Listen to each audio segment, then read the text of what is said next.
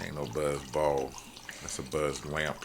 It's a genie living in that That's motherfucker. exactly what's living in it. It's about to magically get me twisted.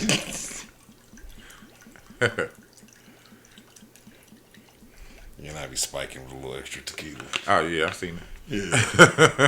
And it's already strong. Yeah, that motherfucker come through, nigga, get the job done. You hear me?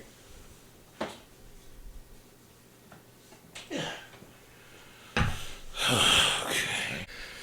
Welcome back, ladies and gentlemen. This is another episode of Under the Influence. it. Episode 76. Episode 76. As always, I'm Big Cass. I'm that guy PM. And we are here Yes, we are. again In the cold. in the cold. It's cold in the bitch. So winter fuckery going on We right out now. here, goddammit. Quick. Before this video started, there was a missing persons bulletin, and when it's over, there will be one. One of my dear friends' little sister is missing, Oh, and so if you have any information, or you seen that little girl, 15-year-old little girl, please contact the number that's on the flyer. Boom. I'll be doing that in editing. okay. Yeah, he called me today and asked me to. That's cool.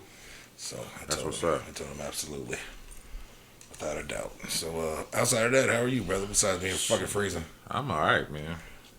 I'm awake and I'm here. you and me both. You and me motherfucking both.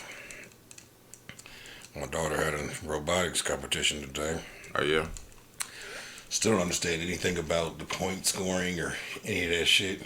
I just be in that bitch cheering on. What do they do?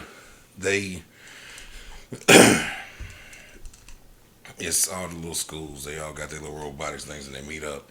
Got their robots and they all got teams A, B, and C. And they drive their little robots and they got these little 3 stations set up. That's where they compete at. They're the same, all 3. But you gotta your robot has to be able to knock these pucks down and then push them across this line and do some other shit. Okay. And the more you knock down, the more you get across the thing. The points go up. But then there's some other shit that's going on with the points. I have no fucking clue how it really Probably works. time. I have no clue how it works. I know my daughter be killing this shit. Teacher be explaining to me, and all I know is today she was like, she got a season high. I was like, yeah.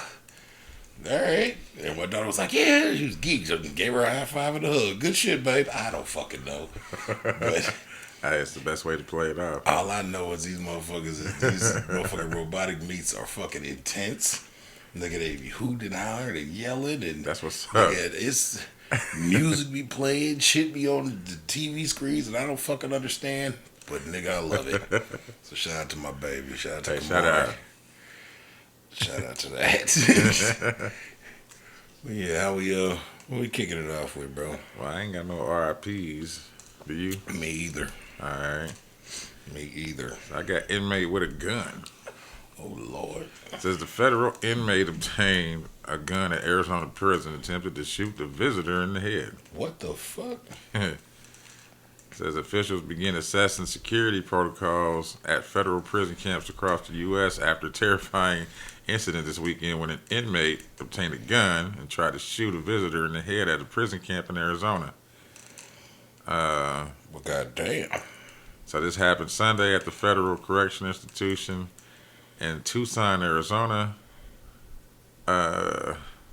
Says the inmate pulled out the gun, pointed it at the visitor's head, and pulled the trigger. But the weapon malfunctioned and no one was injured. Oh, thank God. But the Bureau of Prisons said the weapon had been concealed inside the prison. Officials said the inmate was restrained after the incident and the firearm was seized. They're launched an investigation into the incident, and they are still trying to gather details on precisely what happened and working to determine how the inmate was able to obtain a gun in prison. Oh, my Lord. And they don't say what happened to him. But they say, what is this? Say in 2020, investigators found a loaded gun that had been smuggled into the Metropolitan Correctional Center. where Jeffrey Epstein killed himself. They just getting it on in that motherfucker, huh? Yeah, they said that the weapon was found after a week-long lockdown that led to a criminal probe into misconduct by correctional officers.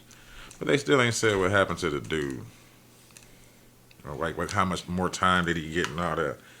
Shit, he about to get some. Hey, he didn't give a fuck shit. He's about to kill that He motherfucker. probably already got forever. Yeah. Forever? Forever, ever? Forever, ever? He probably already got it. He probably already got forever in a day. Because you say forever, and that's a long ass time if you take the foe off of it. Ever. Yeah. Let me see what Jerry Springer been talking lately. Jerry Springer? Yeah. The ringmaster? The ringmaster. What he got going on? He says he believes his former talk show ruined the culture. Hopes that hell isn't hot because he burns really easy. Oh, he's saying that he's going to hell. Yeah. Because he ruined the culture. He said, at least he admits it. television icon Jerry Springer admits that his 28 seasons of Jerry Springer Show might have ruined the culture. Jerry recently made an appearance on some show Behind the Velvet Rope podcast. David Yontifitz, Behind the Velvet Rope is a podcast, where he was asked if he considers himself the granddaddy of reality TV. He answered, "No, I just apologize. I'm sorry. What I have done. I have ruined the culture." The former host said before joking, "I just hope that hell isn't hot because I burn easy." He said, "I'm very light complected and that kind of worries me." Jerry continued by adding, I'm just a guy who got lucky, and that show business was never a thought in my mind." Jerry Springer's popular show ran from 1991 to 2018 and covered a variety of topics. Da, da, da, da, da. I ain't know it went that long. I thought them was all repeats. It went to 2018. My neighbor was on. She was going to be on Jerry Springer, but whoever she was going to go on there with didn't want to go. Not for real. Yeah, they had they scripted and shit, so they had the script already and everything. Crazy shit, man. You might be right, man. That was that was one of the first things that took, because TV was like a coveted place. Yeah, it wasn't a bunch of nonsense on TV except for his show. And that was one of the first things that he let them fight. Ricky Lake used to have fights, and then after her first season, she cut that shit out. Only thing closer to Jerry Springer back then was the Richard Bay show. Too many people don't remember that. I remember that. They used to be like, "Sit down, shut up," talking to the audience members and shit. Then what was the other one? Jenny Jones. Jenny Jones. I think that's the one. And she stopped all that after that gay dude got killed. That's what I'm about to say. After the dude got killed for, This Is My Secret Crush or something like that. She should have just stuck with the Geek the Sheep. Yeah, dude thought dude got brought on there because he had a secret admirer, and then it came out and it was a man. Yeah. And he played it off real cool on the show, like ha ha ha, no big deal. And then he left that motherfucker and went and killed that boy. Yeah, he did. I remember that shit was a big deal. And they didn't even do nothing. You know what I mean? I could see if he had did something or been tricked, but he was just embarrassed on TV. Embarrassed. And you gotta remember, this is the '90s. We wasn't too progressive back then. Yeah, that's the word I'm looking for. Progressive. Nowadays they're like, whatever. But she had a lot of shows like that. She was the first before Maury to have touch on a lot of stuff. What Geek the Sheep, The Secret Crush. And what was the other one? Is it A Man or Woman? Yep. Right before Maury started doing that shit. Crazy with the man and woman joints. Did she do Baby Daddies, like the DNA and shit like that? I don't think so. Okay, that was Maury. I think that's Maury. That's Maury bread and butter. I don't give a fuck about nothing else he talking about on the show. Is he the daddy or nah, nigga? All that other shit. Everybody used to turn on Maury and be mad the bitch if he had something else going on. I mean, what the fuck, man? Yeah, they had the talent shows and shit. Yeah, man, what the fuck, man? Or he'd have them, I don't know, them badass kids was entertaining. I thought that was Jenny Jones. Maury had He had the them bad too? kids too, didn't he? I don't know. I didn't really fuck with Yeah, Maury. Maury had the bad kids too. Because I remember she had the little sergeant come out there. And, Yeah, he kind of had the same premise. Okay. The little boot camp, throw him in the. throw him in the Scare Straight program. Yeah. He kind of had the same premise. That shit was cool, man. Yeah, man. Well, here's motherfucker should have went to Scared Straight. Oh, what you got? San Diego teen accused of having 23 guns, 1,000 doses of acid, 3 kilos of coke, and 50,000 in cash. He enters a plea. Jesus Christ. He was getting to it, wasn't he? Yeah, it says a young man suspected of trafficking in an array of drugs and large amounts of guns, including assault rifles, was in court downtown San Diego on Monday. His name is Harrison Lee Stone. He's 18. He was arrested Wednesday as part of a SWAT raids at 2 homes, according to the police department. It says on Monday he pleaded not guilty on 15 felony counts. So at the residence, investigators seized a handgun with a loaded 20-round magazine, an unserialized ghost gun with a loaded high-capacity detachable magazine, a high-capacity rifle, handgun magazines, a firearm silencer, drug paraphernalia, and 50,000 in cash. Goddamn.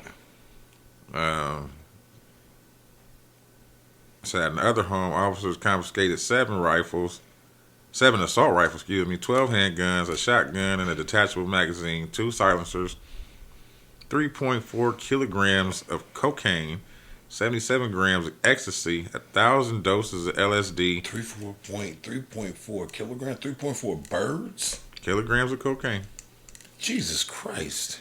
1,000 doses of LSD, 240 bottles of Xanax.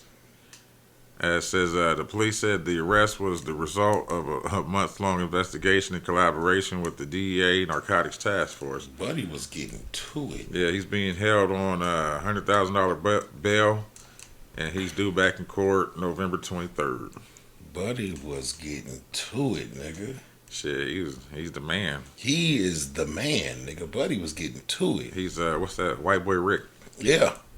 They never showed the dude a picture, so I don't know if he's black or white or Asian. He's white boy Rick today. Harrison Lee Stone. That sound like a white man. Yeah, name that's to a me. white boy. He's white boy Rick, and he was getting to it. Yeah, He ain't playing no motherfucking games. out Nigga. there in Arizona.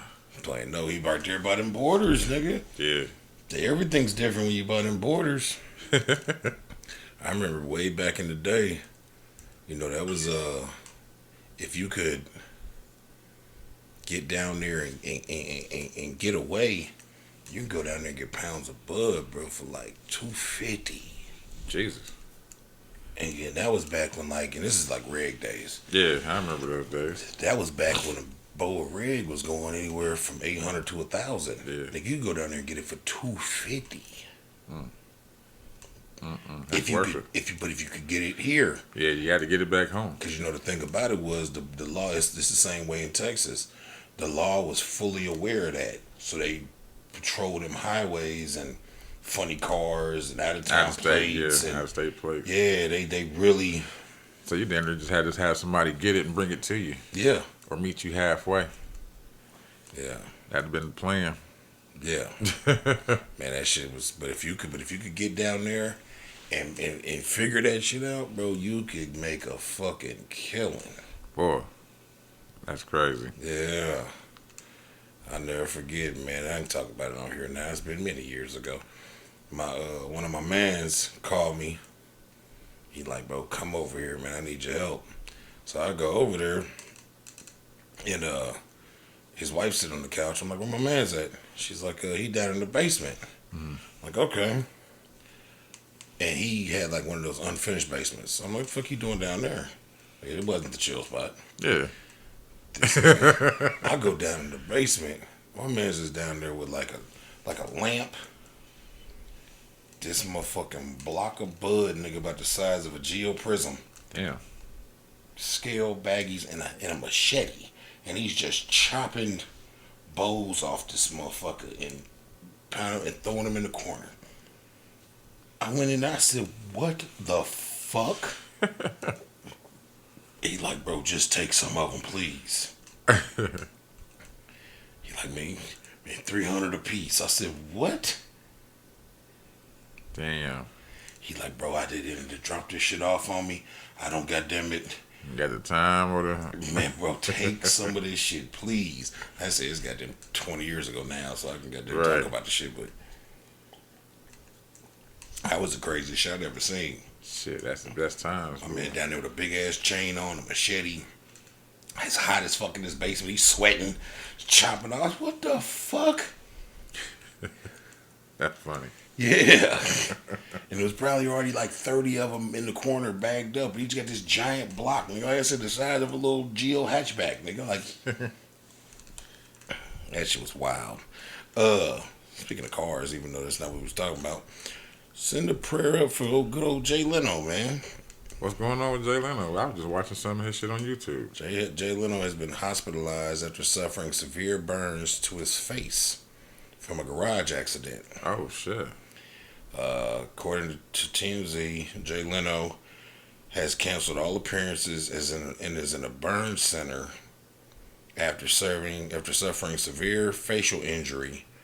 Reports state that on Sunday he was in a Los Angeles garage where he stores a lot of his cars, Yeah. and one of the vehicles erupted into flames and exploded without warning.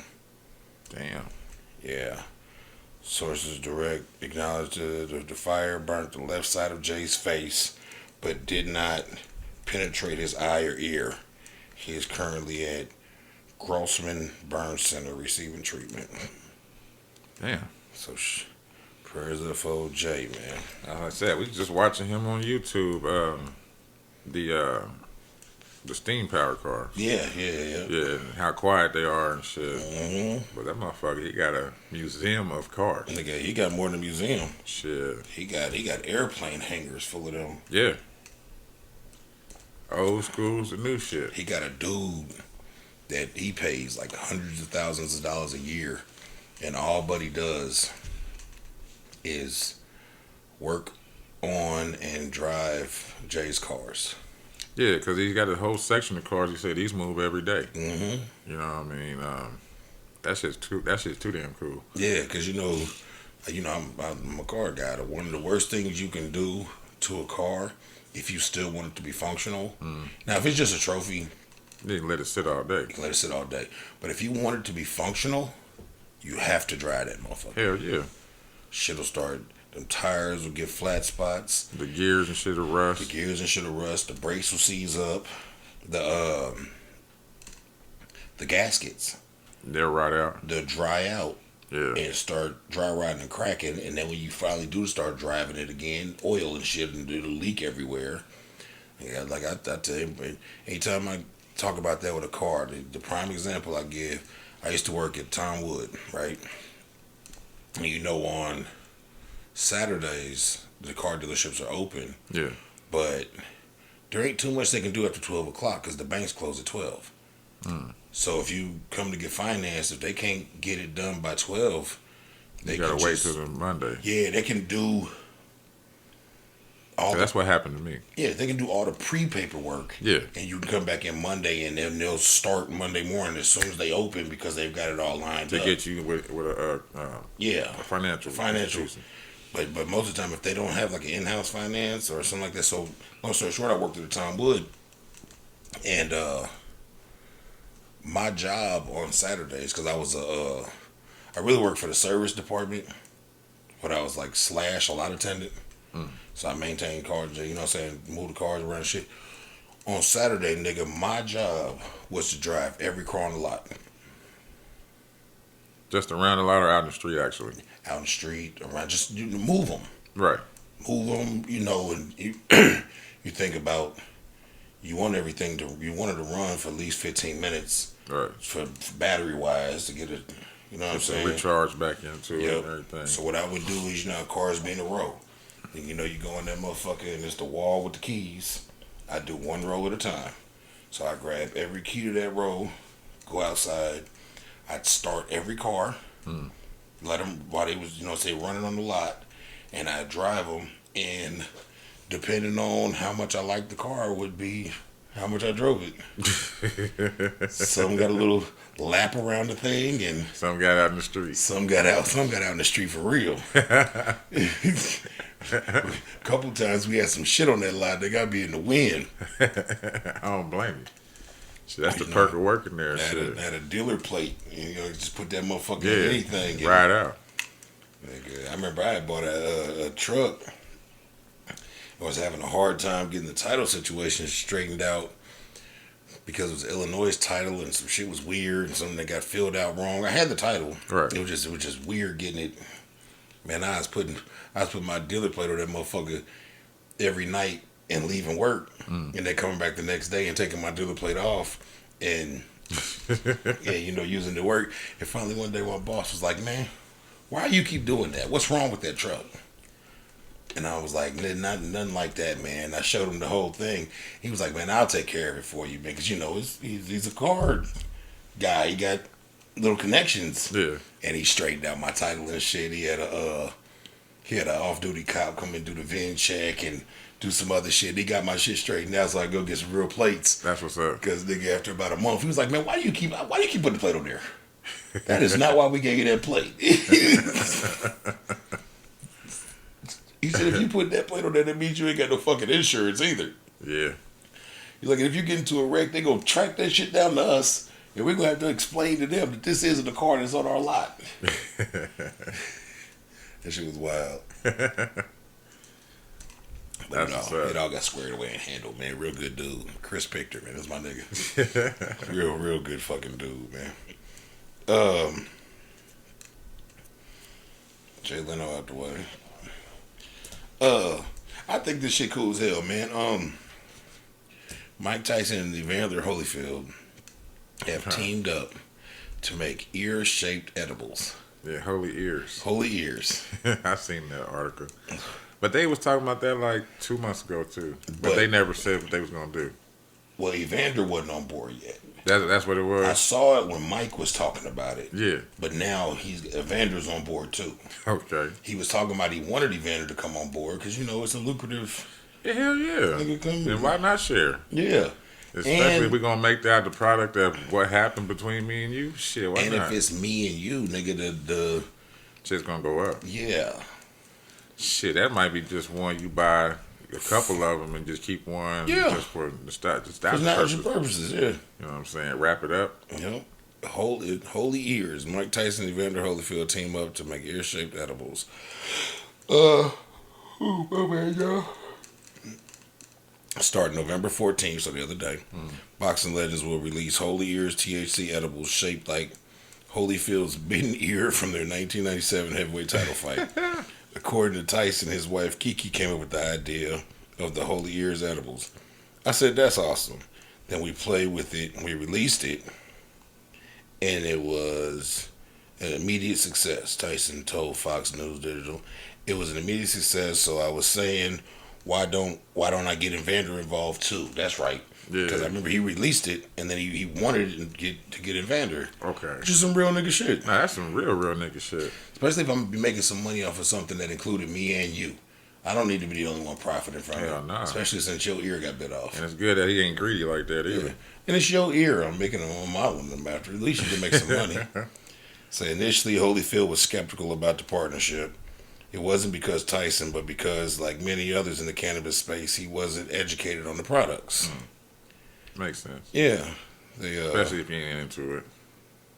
yeah, they said, "Is it about helping people?" Holyfield said so I said, "It's not a problem helping people." Basically, he had to talk him into it.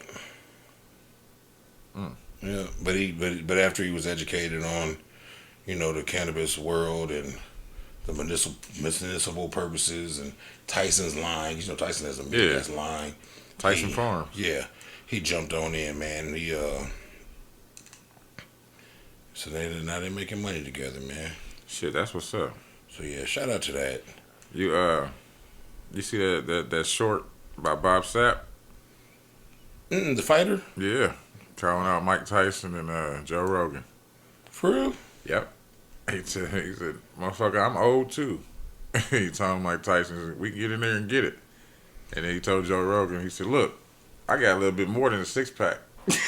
I remember, man, it made me lose faith in Buddy, man. I saw Bob Sapp get his ass whooped by a motherfucker that shouldn't have whooped him.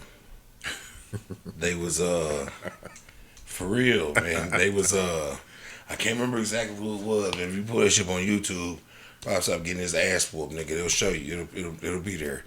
But, a motherfucker basically defended himself good enough till he ran out of juice. Until Bob Sapp ran out of juice. And they whooped his big ass. I thought that's what would happen. They whooped his big ass. Because he looked like one of them big motherfuckers that just, he's all power, but his stamina is low. And then, man, Buddy defended himself till he ran out till the tank went empty. Yeah, that was a stuttering bumble right there, wasn't it? Yukon Cornelius. God damn. And then my friends watching this, that was a DJ Suave moment. Y'all know what that means. Stupid. But yeah, Bob Sapp got his ass whooped. I said, man, god damn, Buddy made me lose faith in him. Yeah, but now you want to fight Tyson. But he kicked way more ass than he took ass whooping, so it's okay. But that he saved more than he raped.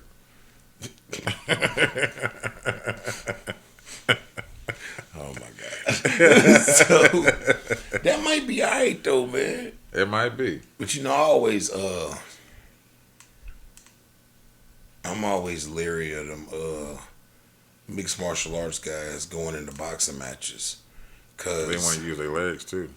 And grapple. But yeah, because that's the thing, because for most of them, excluding a few like Chuck Liddell and a couple other ones, boxing isn't their key. Nah. It's the jiu-jitsu. It's the this, the third. They usually throw punches to shoot and take them a fuck to the ground. There's a couple that like to box. But that's what was wrong with old boy when he was fighting Mayweather. The one that just got beat up? What's the white dude name? Conor McGregor. Yeah. That's what his problem was, that whole fight, because he kept wanting to latch on and kick, and you could see it like it's just natural reaction. Yeah, he wanted to. Yeah. You know what I mean? Floyd Mayweather just beat a motherfucker up like 2 days ago. Whooped his ass. They TKO'd him. Damn. Yeah. Whooped his ass. He was dancing and shit. How many rounds they go? 6. And Floyd, and when I say dancing, bro, I don't mean boxing dancing. I mean actual dance moves. Like Floyd would hit the nigga and do the stanky leg, nigga. Like it was, pull it up and watch it. I was like, what the hell, Floyd? Then in like the 6th round, I'm a Floyd Mayweather fan, and I've been watching him do this shit for a long time. And a lot of times, especially later in his career, there were stipulations to last a certain amount of rounds. Yeah, yeah. And then you can literally see after those rounds are over when he turns it up. He start whooping that ass. He played with Buddy for 5 rounds. 6th round came, nigga, he got to whooping his motherfucking ass. Nigga, they TKO'd that shit before the round was over. That's crazy. When he wanted that whole purse that he was getting, so he had to stay for them 6 rounds. Listen, when he fought McGregor, nigga, you can go back and watch it if you go back and watch the fight. I remember them talking about there was a purse bonus for both fighters if it went past 3. And they did.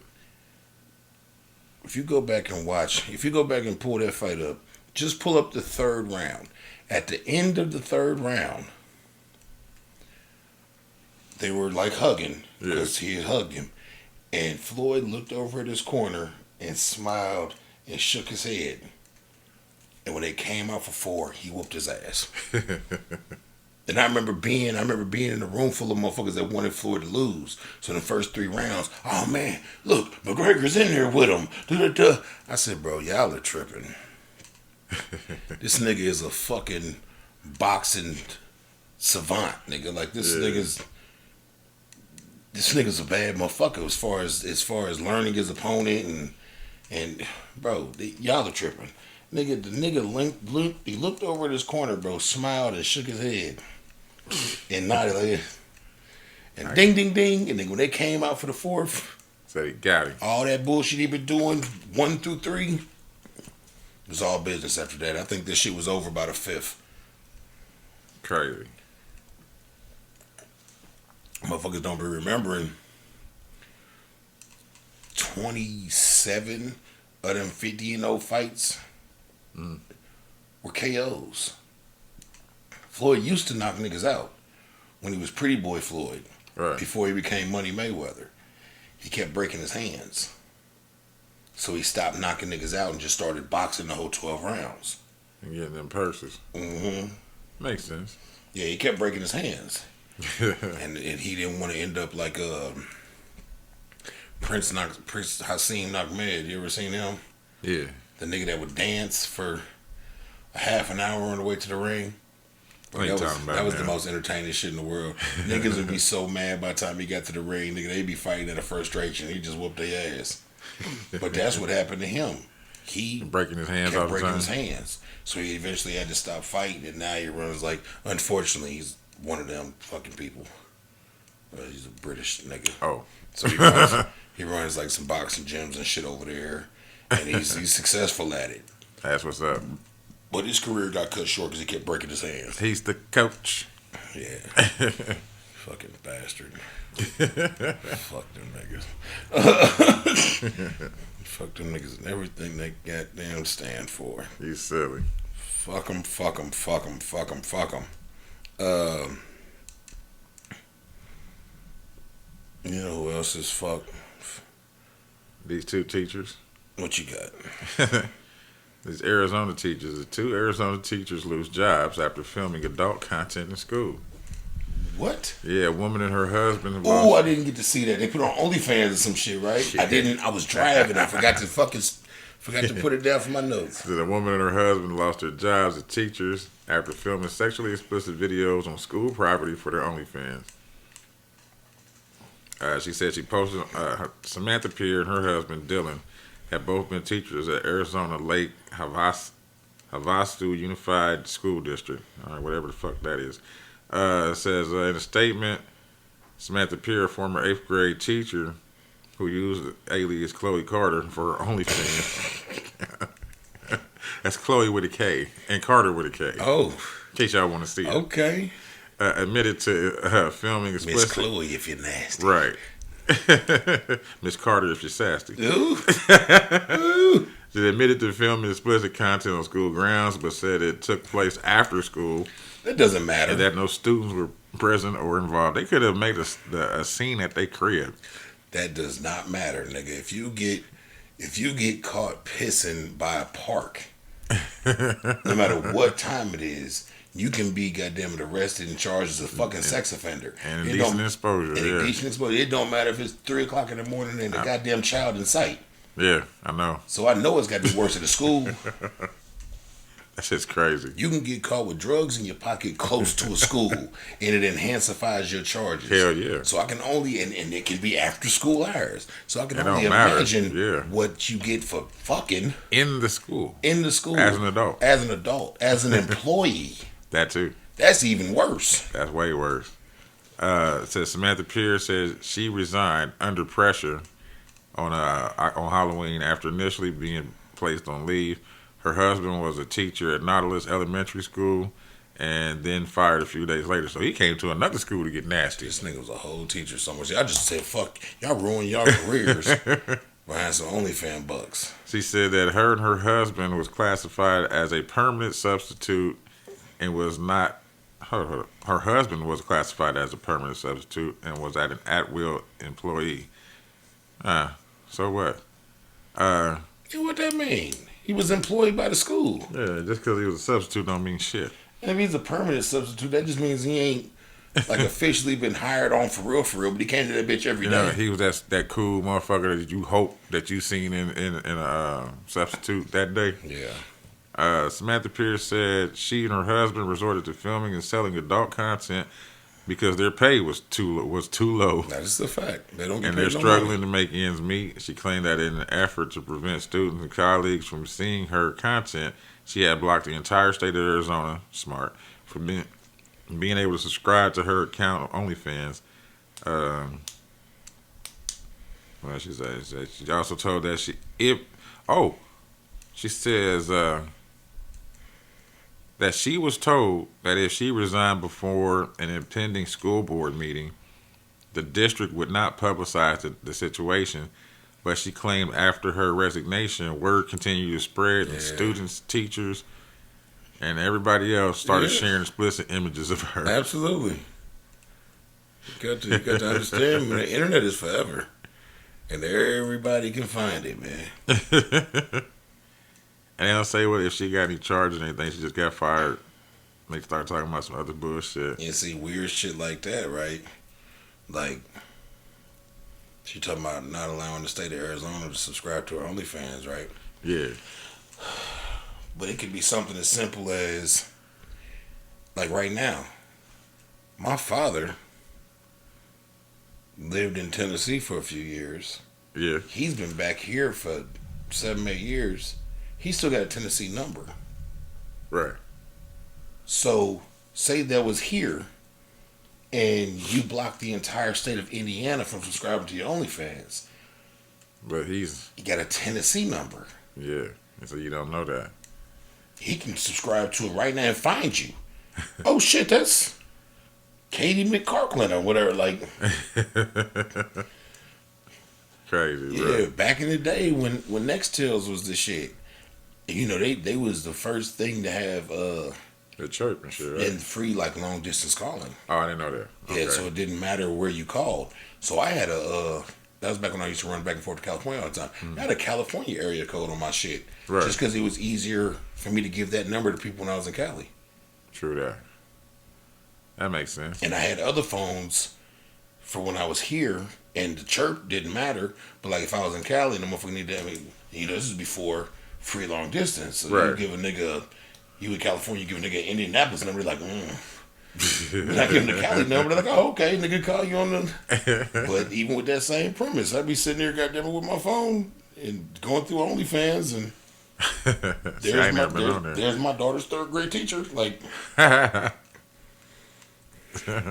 They making money, though. Hey. But they 3rd grade teacher ain't at the school doing it with her husband. Yeah. They wish they should have had... That was the only problem. If they wanted to make that little, like... They should have did that at home. That's what I was just about to say, bro. They should have did that at home. If they wanted to make that, like, that environment, they should have set up a set. In the shed or in the garage. In the fucking front room. I don't give a fuck. Yeah. Get you a couple desks and a chalkboard, a dry erase board or some shit. And the teacher's desk. Yeah. Put an apple on that motherfucker. Put an apple in her ass.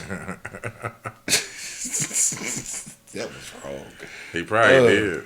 Speaking of asses. That's why they got mad. They stole it from the cafeteria. Facts. Right. Shoved one of them pizzas up her cooter. The janitor had a crush and he found out. But speaking of asses, though, man, I was going to make this a fecal, but they've yet to be named. So I can't. I'll be doing an update and I'll probably be fecals.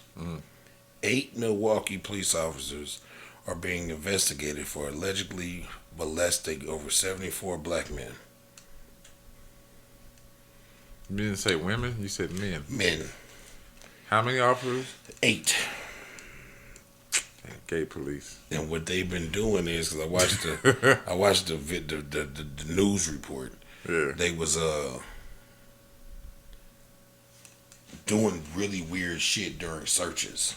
Like what? They pull up and like put their hand up a nigga ass, like grab a nigga whole nuts and shit, play with them and do weird shit.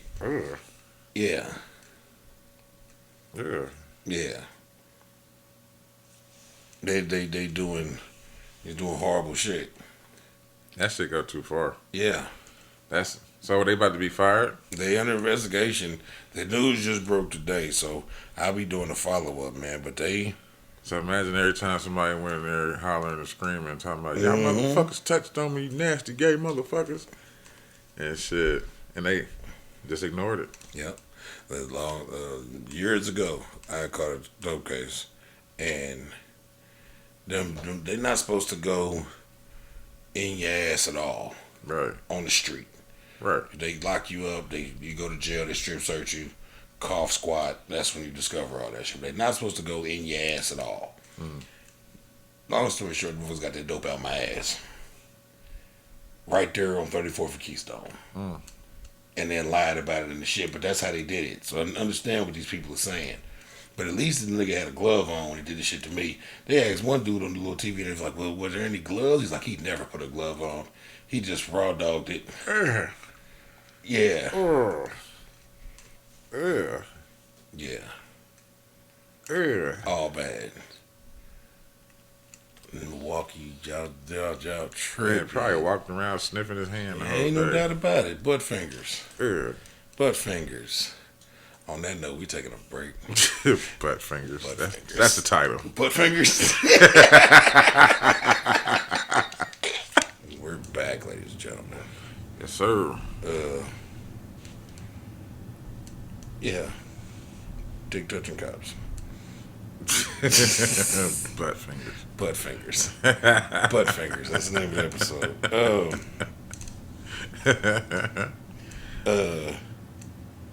You know what Blueface is, don't you? Yeah. I seen that article. He's been locked up for attempted murder. It was attempted. It's attempted. All right. It's attempted. He should be out by now because about an hour or two before we start recording the pod, it was said that he had went to court and his bond was $50,000. Yeah, slap on the wrist for him. Yeah, that's what. So he should be out by now. But they say it was from an incident that happened in October. What? A shoot that it was like a shooting outside of a club, a strip club. Oh shit. And they got him like on video shooting at a nigga, and the nigga the nigga he shot posted a tweet and was like, I just got shot by Blueface, something, and then deleted the tweet, but they still got it. Yeah. That's why you should never post shit on the internet like that. But yeah, apparently he shot that nigga, got into it with a nigga, and the nigga hopped in the car to take off, and he shot the car, and I guess hit a nigga. Yeah. Well, congratulations to his girlfriend, baby mama, whoever she is. She got a tooth.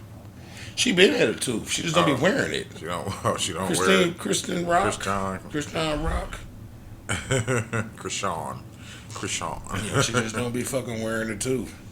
She got a tooth with that nigga face on it. Oh, for real? Yeah. She got a tooth with that nigga face on it, man. Hey, she's crazy. Crazy as fuck. I didn't know whether to make this one a fecal or not. I got was you done with that one? Yeah, man. Prayers to everybody involved. Don't shoot at niggas. Oh yeah.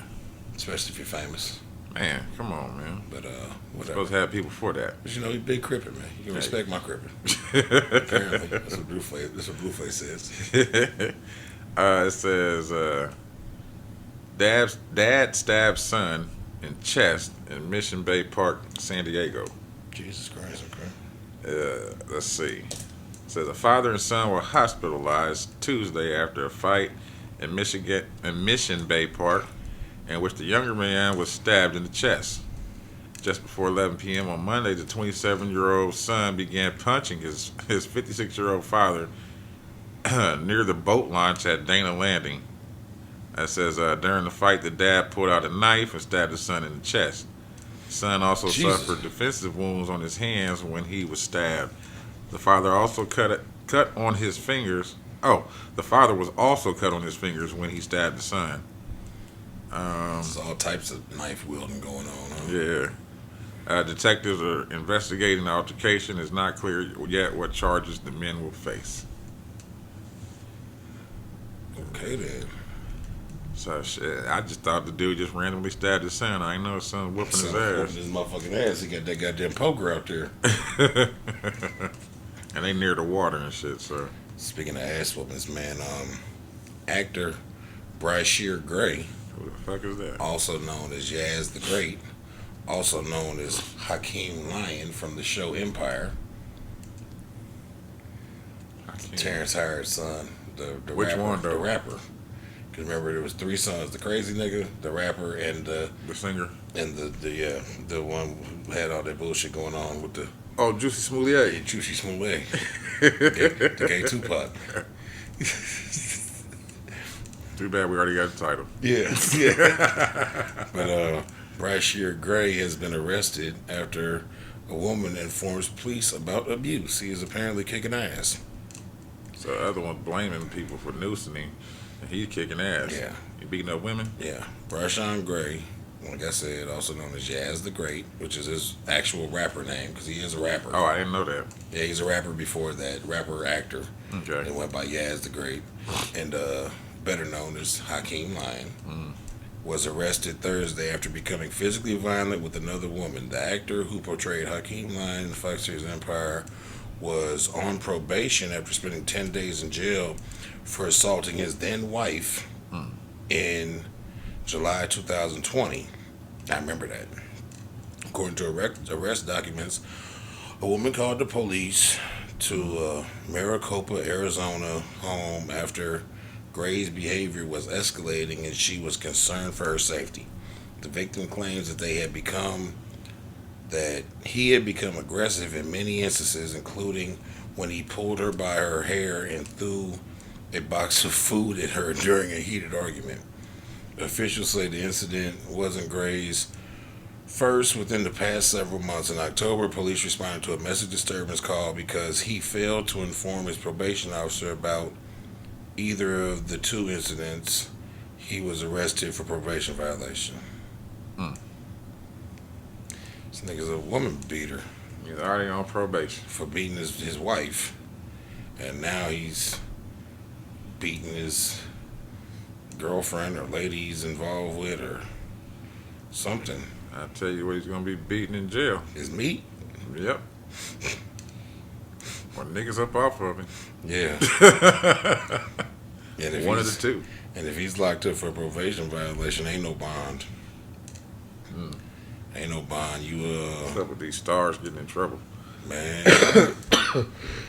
He was hanging out with the nigga from the Mac. I told No, that's Superfly. Superfly, my bad.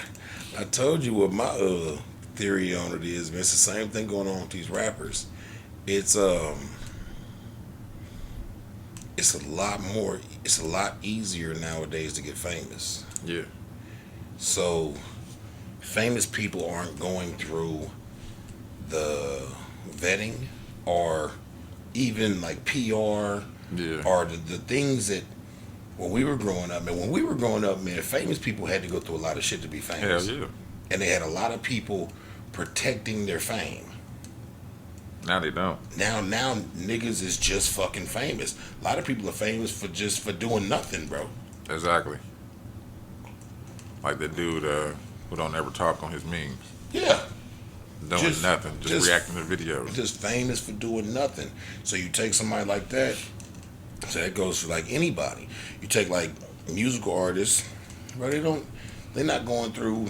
I think I've said it on here before. Like they're not going through the PR training and the A&Rs taking them out the hood and locking them in the studio for weeks, months at a time, and that, this, and the third. Right. Man, these niggas has already got a buzz.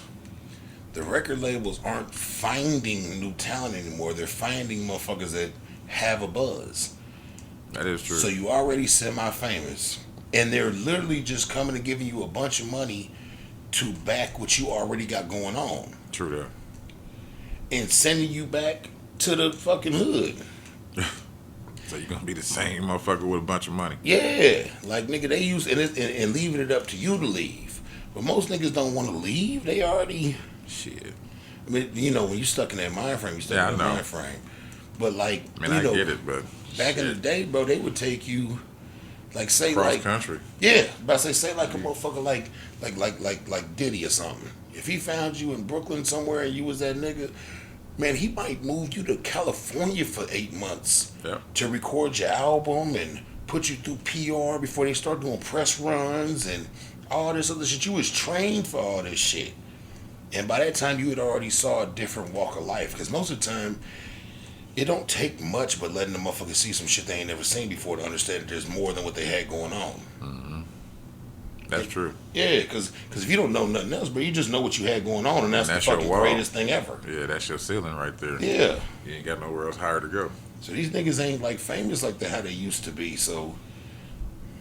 That is true. Except for your boy from Power getting it because his character played so well by him. Which one? Juicy? Nah, the boy, the ghost son. Oh. What's his name? Tyreek. Yeah, Tyreek. Like the nigga seen him in the elevator. I should whoop your motherfucking ass. He said it's not real. It is real, nigga. Tyreek. But him, like he got his, he been getting it for a while, so he got a different little training. He got a media company and all that shit now. Him and the white boy. Oh, for real? Mm-hmm. The one to play Tommy? No. The one. Did you watch? I didn't watch Power like that. Okay, well, he had his own series of Power. Is that book 2, book 3? One of them. Okay, because I know it's not Raising Kanan. That's 50 Cent's character, right? Yeah, and Okay. then there's Tommy's, and then there's Tariq's. Oh, okay, I didn't know that. And he's in college. Okay. And he's hustling and shit in college. And that's the one with Mary J. Blige and shit in it. And he's yeah, but his roommate and his little partner in crime in college is a white boy. I forgot his name. We talked to. I made him a Black Excellence one time because they got a media company now. And they doing big things. That's what's up. Yeah.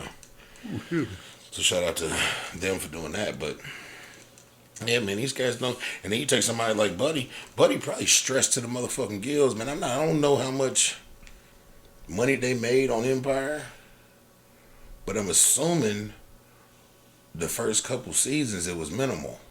It had to be. Because they was really rolling the dice on it. And the last couple seasons they probably made a nice chunk of money. Yeah. But it's been canceled now and I ain't seen Buddy nowhere else. So who knows what his money looking like? Nah, you ain't seen really too much. None of them nowhere else really. Not Terrence Howard. We know Terrence Howard running around this motherfucker thinking he done found intergalactic space travel. He's over there trying to sell that shit to the Nigerians. Remember that shit? I forgot about that. Yeah. he done went crazy. Taraji straight. That's fucking Taraji. Yeah. Juicy is you know what's going on with him. Hopefully he's hiding some fucking where. The other dude.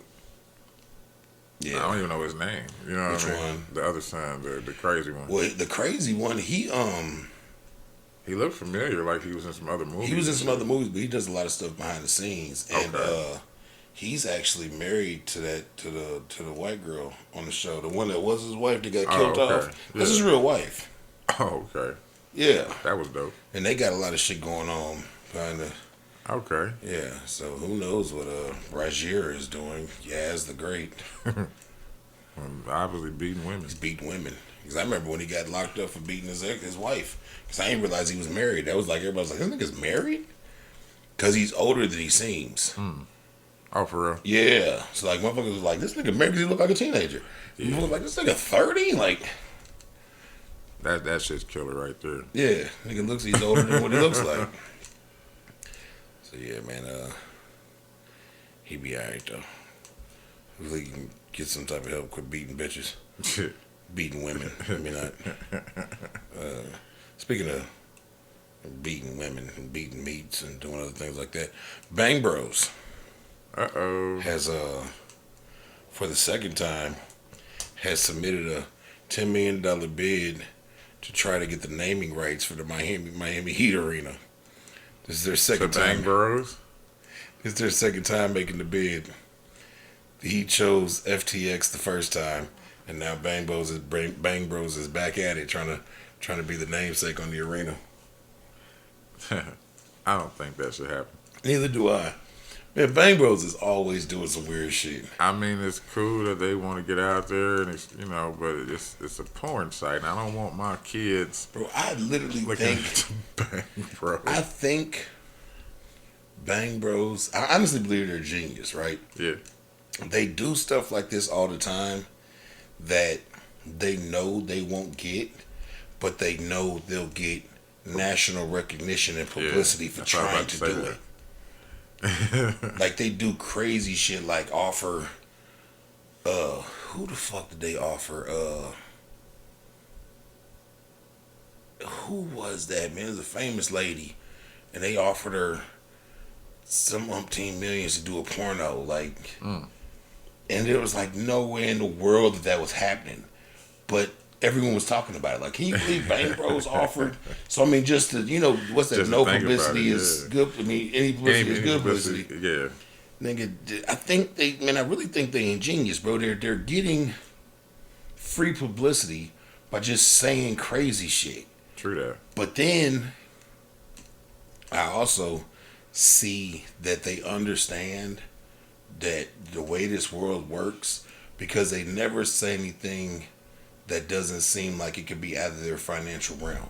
Yeah. It's like if a motherfucker said, all right, bet, they could actually do it. Yeah. But they know that it's not going to happen. But if it did, they could actually do it. Like Bang Bro, they offered $10 million for the name on the thing. Nigga, they got $10 million. That was the... Man, if yeah. Miami Heat was to go, all right, bet. All them perverts with their prescriptions and shit. Bro, if Miami Heat was to go, all right, bet. Run it. They would take it. They'd be like, oh, shit, sweet. Bang Bros Arena. I'm really trying to remember who the fuck they offered that money to, man, because that shit was crazy. Damn, it'll pop into my head at 4 o'clock in the morning. I'm gonna wake up. Like, wait a goddamn second. But yeah, they Bang Bros is on that bullshit. Tell you else on that bullshit, man. I think it was getting paid. But he done got caught up. Former Cincinnati post office worker pleads guilty to embezzling packages containing fentanyl and methamphetamine. He was paid $500 each time he intercepted certain packages and delivered them himself. So basically, they would like tell Buddy, it's gonna be this, that, and the third, and he would go through there, find it, and take it before it got searched, and deliver it himself. And they was giving him $500 every time. How'd he get caught? I don't know. Hold on. Kerry Breach Jr., a 31-year-old USPS supervisor. Man, he really shot himself in the foot on that. When he was 31, he was already a supervisor. Man, the post office is somewhere you retire from. Yeah. Supervisor pled guilty in U.S. District Court for his role in a 2020... Pardon me, y'all. 2020 scheme that saw him intercept 28 packages containing fentanyl and methamphetamines and delivering the packages himself. Breach was paid $500 per package, so he made $14,000. Damn. Breach was paid $500 per package from the person it was delivered to. Federal agents in July 20 found Breach in possession of 4 sealed packages containing drugs, when officers also finding him in possession of $4,500 in cash and a loaded pistol in his car. He faces up to 5 years in prison. So he cleared about 14 grand so far doing that little play. Was it worth it though? No. For 5 years, he had been doing it for what? A couple months? Yeah, it seemed like he only did 28 packages. Yeah. So that wasn't worth it. That wasn't worth it. That's 14 grand. Nigga. Somebody told on him. Yeah. They used him as a mule, and then they told on him. Yeah, that can barely. So all the shit gets shifted on him. Yeah, that can barely cover legal fees. And then you still gotta go to jail. Well, he faces up to 5 years, so he won't get 5 years. Right. But still. And you done lost your goddamn good ass job. Hell yeah. Hell yeah. He gonna be goddamn working at Amazon some goddamn where. I don't got this as a subject, but I seen it earlier. So. Did you see that video about the girl who went with her friends to Mexico? And they beat her. Yeah. I literally just, I hadn't heard nothing of it. About 20 minutes before you got here, I saw them talking about her official ruling of death was like a severed spine or some shit. Yeah. And a head fracture or something like that. And then they said that they discovered the video of her friend whooping her ass. Yeah. And I didn't even get to see the video. That happened. They say that happened the first day that they went down there. And she went with her alleged best friend of 5 years, which was a dude. Okay. And, a group of people, you know what I'm saying, going to Mexico. Mm-hmm. And like you said, they beat her. The one girl beat her. One girl beat her, and everybody else just cheered it on. Yeah. And, dude was saying fight back, but still, why ain't you intervening? That's supposed to be your best friend. I know it's 1-on-1, but she's clearly not fighting back. Yeah, at that point, I'm stopping it. Yeah, you know If it's a fight, I'll let that shit go on. Right. If it's just you just stomping my homegirl out, no. And that's what was happening. Yeah, know no. what I mean? But they said that, apparently she died the first day. I guess they went on with their vacation, and everybody left. And they didn't. Left her in there dead. Yeah, they left her. They left her body there in Mexico. I didn't get to read the whole thing. Yeah, they didn't retrieve the body for it had been 2 weeks before the body got sent back to the States. What the fuck? Yeah. And her mom and shit wants to know what the fuck happened, what was going on. And now this video surfaced. Yeah. They gonna put that murder on that girl. Shit, probably everybody. Yeah. Ain't nobody help. But they definitely gonna put it on. They gonna give. They'll do some weird shit there's levels to murder charges. So they'll do some weird shit like 2nd-degree murder or some shit or manslaughter to the people that didn't help. Right. The old girl that did that shit. She's getting the brunt of the shit. Yeah. But that shit's sad, man. You can't go nowhere with your friends and shit. But and be safe. And that's the thing, man. I know she was young, so I be trying to explain that shit to my kids, man. It take a long time to really decipher friends from associates. Nah, that's true. It does. It takes learning lessons and going through certain shit with certain people and understanding, and you just hope and pray that you can live through certain things so you can take the lessons from them. And she didn't. Not at all. Wasn't able to make it through that. I saw the picture of that girl. She was a pretty girl. Yeah, she was. And it seemed like they were just hating on her. Yeah. Because she seemed like a nice person. Which is usually what goes on, man. People, man, a lot of people, when you are attractive or got some things going on for yourself, man, they will, I call it indirect hate, because they'll find reasons not to like you. Yeah. But the reason they're looking for those reasons is because they just hate you. Yeah. And now they got to find a way to justify it. Exactly. And make up some shit about you. Yeah. You know what I mean? So it's indirect hate. I appreciate the motherfucker that just tell you, fuck you, nigga, I don't like you. As opposed to the motherfucker that dig up and make some bullshit up and then get people to join in with them on the hate. Join in with them. That's some bullshit. It's real bogus. I got real cute daughters. And I'm having to go through that with some of them. Like, motherfuckers just really hating them for no reason. My son keep getting in fights because the little niggas is mad because the little girls like him and shit. I said, boy, you got to, luckily for me, by the time I got old enough, I had established myself as a pure fucking savage. No one really got them. Everybody kind of understood what was gonna happen to them. They kept right, this bitch fucking with me. But I got a lot of that when I was younger. I got a lot of it when I was younger. Man. Light skin, good hair, man. My eyes changed colors and shit. Man, all the little bitches like me, man. And the niggas be hating on me and shit. And I'm like, damn, bro. So you come out with the waves and shit. You ain't got to wear the wave cap as much as motherfuckers. Yeah. I'm just trying to live, bro. Or you pull a bitch and you ain't even talk to her. Yeah. Why you looking at that nigga for? Because she is, nigga. That's why. 6th, 7th grade, I was already 6'2", 6'3", like, nigga. It was driving in the 7th grade. Like, bitches was always like on it, man. Niggas couldn't stand me. And I'd be like, damn, bro. Like, I don't understand I ain't did nothing to you, my nigga. Exactly. If you ain't did nothing to me, why am I gonna hate on you? I'm just living, bro. Like, my son going through this shit right now. He stay getting in. He done got 3-4. His little finger broke right now for whooping on a motherfucker. Yeah. And each time, like, he done got into 3 fights in the last 2 weeks. Each time, I done had to go up to that school and threaten the administrators. Because each time it's a motherfucker attacking him. They got it on camera. So, like, the motherfuckers, he's not getting suspended or expelled and shit because he minding his business. He said he defended himself. The last one, he was walking out to leave to get my daughter, his sister, my daughter, was picking him up. He leaving out the school to get in her car. Motherfucker run up, punch him in the back of the head. He turn around, goddamn it, get to whooping this nigga ass. Now, I want to send an email to all these little niggas so they can understand that for the last 6 or 7 years, in times when he was wrong, my son has been getting punched on by me. You niggas can't do nothing to hurt that boy. Yeah. This nigga has taken some blows.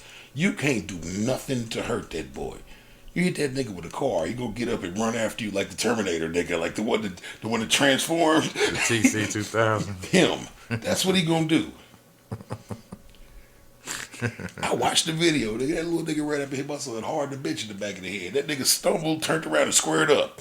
Dude looking all crazy, nigga.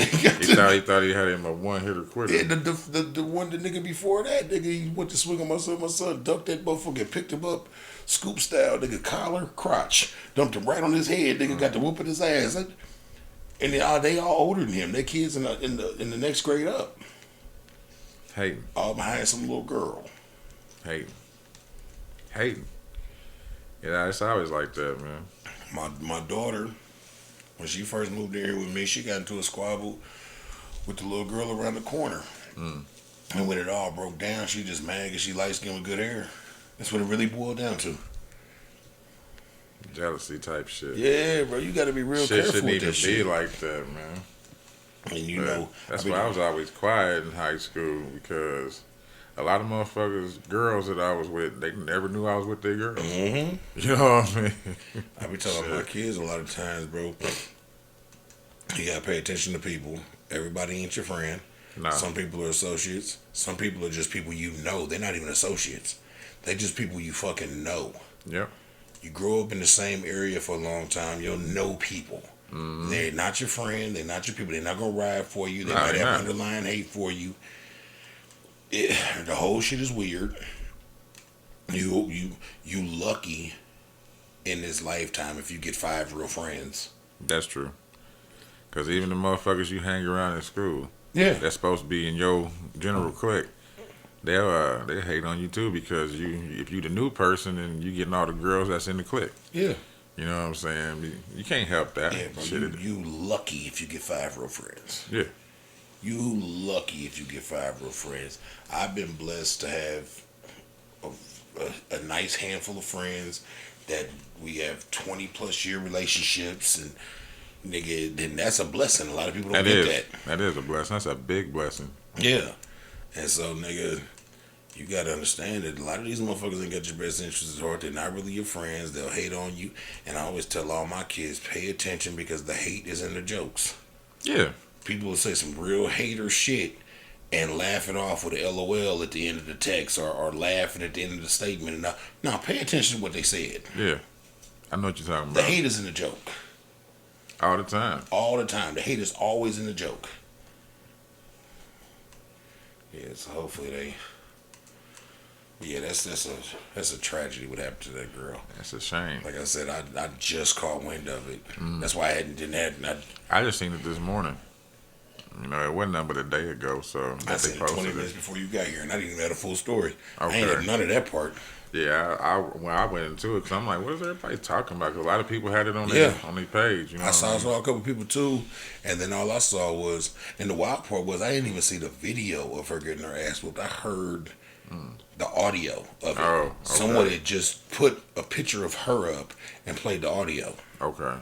of the girl whooping her ass, and Yeah, the she was motherfuckers dragging yelling, her. "Fight back, fight back, fight back!" Like, She was dragging her. Yeah. You know what I mean? She had her hands on her. and that's the, like you said, that's the wild part, bro. If my okay, if my friend, I know my friend isn't a fighter, right? But a one-on-one is about to happen, and maybe my friend is a shit talker but not a fighter. It happens.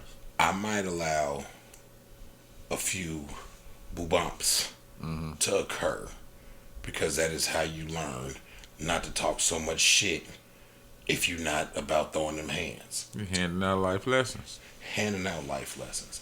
But once those boo bops happen and I see that there is no fight back, I see that there's no defense, you just curl up in the ball and all, we stopping that right here. Yeah, Like, yeah. Got to. yeah. There's no reason for it to continue. Like I remember, and I never, When I was younger, I didn't quite understand it, but when I got older, I did. I remember I got into a fight with one of my friends, my friend. He's in jail like forever now, but that's my nigga. Got into a fight with him about some shit, some bullshit, younger nigga shit, and Doughboy was there, friend of the show, absentee co-host. He was there, and my other nigga Jabo, rest in peace. And I remember I clinked my nigga and I knocked him down and I went to kick him in his mouth. And the nigga stopped me and was like, "We not doing no motherfucking kicking. Let him stand up." It's like, man, fuck this nigga. They was like, let him stand up. You don't kick your friends. You know. And I remember I was so mad and shit at that time. I was like, man, fuck you niggas and fuck it. But like 2 days later, I was like, you niggas was right. You don't kick your fucking friends. Me and my friend had a spat, but you don't fucking stomp on your goddamn friend. Right. Right. And that's good that they stopped you. Yeah. Cause I was gonna do it. Yeah. Nigga mad, drunk. I was gonna do it. And in hindsight, like 2 days later, my nigga pulled up with a goddamn 6-pack of Mickey's, and me and him sat down and hashed out our differences over a 6-pack. And I don't think that could have happened if I'd have stomped his goddamn head in. Nah, it wouldn't have happened. You'd have made an enemy. Yeah. But because I didn't stomp his head in, because they stopped me, because I was going to. I didn't have it in me to stop myself. Right. I never, from that day on, though, every time I got into it with like a friend or a close associate, I never put my feet on them. But that was the learning. Was the learning point. Yeah. And I see what you're saying. Yeah, 2 days later, that shit happened on a Saturday. On Monday night, he hit my phone. Hey, bro, I'm outside if you want to talk. All right, nigga. And I went out there, and he pulled a 6-pack of Mickey's on the hood of his car, and we sat there and drank them motherfuckers and hashed out our differences. That's what's up. That's what you're supposed to do. And that, like I said, that would not have happened if I'd have put my feet on that man. That's understood. Yeah, so I'm glad them niggas gave me that little life lesson. Oh, yeah. Definitely, man. Yeah. Cause you can't go all the way wide with your friends when you're fighting your friends. And that was my nigga too, so it wasn't like no associate. That was my mans. We just fell out on some bullshit, and we got to fighting. And if anybody know anything about me in them days, nigga, I was a fighting fucking maniac. You hit the dirt around me, I'm trying to kick your teeth out your mouth. That makes sense. You better not hit the dirt. You're down, but you ain't out. Yeah. I got to put you out. Yeah. On a little random ass tangent there. You wanna hear some pure bullshit? What's up? Man, these motherfuckers make you not even want to give a fuck about nobody's company, any of that shit. A German man who returned a $4.7 million check to the candy company Haribo, the one that make the gummy bears. Yeah. The red ones taste like berries. Yeah, they do. The German man had returned a $4.7 million check to the candy company Haribo after he found it on a train, was given a few packages of candy as a reward. Man, fuck them. Fuck them. Give me 10%. Bro, listen. A German man who found a lost check worth $4.7 million inside a bag of Haribo's Sweet Giants is disappointed with the company's cheap reward. Hell yeah. The man, identified by Daily Mail as Arnor G, 38, of Frankfurt. That's where Chips was born at. Shout out to Chips. Okay.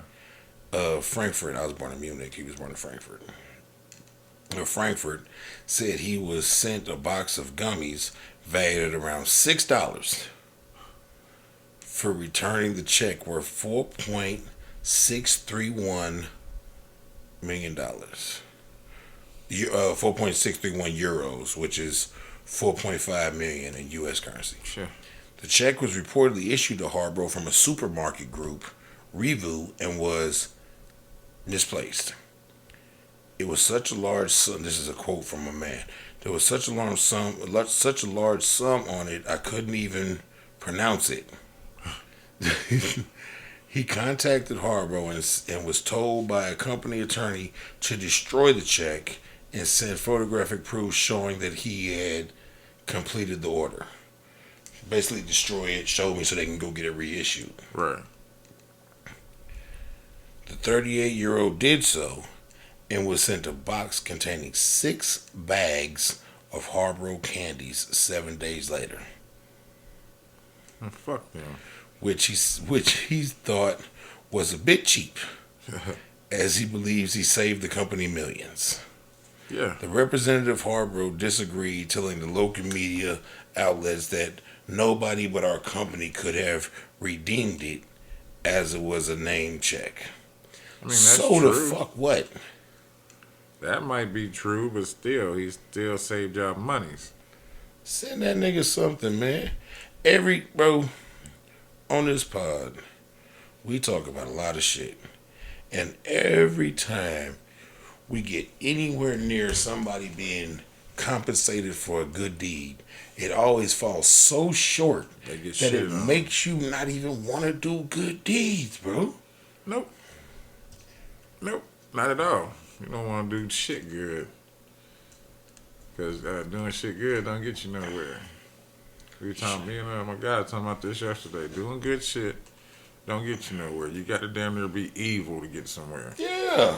You know what I'm saying? But then when you do the evil shit to get somewhere, then the karma comes. Yeah. Double-edged sword, man. So you get to enjoy it for like, what, a little bit? And double-edged sword. It's over with. But it's just insane, bro. Like, I don't know, man. Motherfucker do something good for me, bro. I understand how fucked up this world is. Motherfucker do something good for me, man. I'm like I said, I'm not a tit for tat kind of guy. But if a fucking random stranger does some shit out the kindness of their fucking heart, Yeah. bro, I'm going to try to look out. You got to. And if I was a multi-million-dollar, billion-dollar ass company, bro, it'd be nothing for me to send that man $150,000 or something Not crazy. even that. You could have sent him a $15,000 car. Yeah.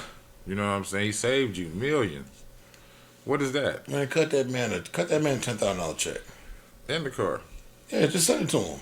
Because, I don't know, man. Like you just said, man, it makes it looking like you have a good heart not worth it. Yeah. You know what I mean? Like they don't appreciate it, but they sit there and preach it to you your whole life. Really bogus as fuck. That's crazy. Bogus as fuck. But I'll tell you what else is bogus as fuck. These motherfucking scammers are the people falling for these scams. What's that? Which one? Virginia woman scammed out of $170,000 by a fake doctor she met on an online dating website. Here we go again. See? The evil getting paid. Here we go again. He asked to borrow $112,000 and another $58,000 while he was in another country saving lives, and she obliged. And this is a black woman that got fucked over. Why the fuck, if he's a fucking doctor, if he's a fucking doctor and you broke, You remember what the fuck? It was that show on Netflix, man, that was real popular a little while ago, and Buddy was doing that. We 30 talked for about it 30? on here. No, where the man, my enemies are. I'm trying to get away from my enemies, and he was basically running a Ponzi scheme with broads. He was milking. He would milk like one woman for $100,000. He would spend like 50 of that whining and dining and living this lavish life, showing another woman how rich he was, so that when he needed some help. said he was, I'm in another country, my bank account, they acting funny about wiring me something, send me $25,000. I'll give it back to you. You know I got it. Because Right. they'd have been on private planes, they'd have been, yeah, bro. We talked about it on here months ago. I man. can't It was, remember his name. and it was a series on Netflix. They was talking about it. But it's one of them situations. But it's like I said, it's a black Terrible. woman. Cassandra Drummond from Springfield, Virginia.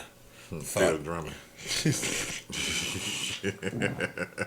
Pardon me. Thought Andrew Logan was her perfect match. They met on an online dating site in July of 2001. And she ended up getting swindled out of $170,000. On the website, he portrayed himself as a doctor. He must have been, he was 48 years old. She said he told her that he lives in Michigan, but was spending the summer saving lives in Yemen. Yemen.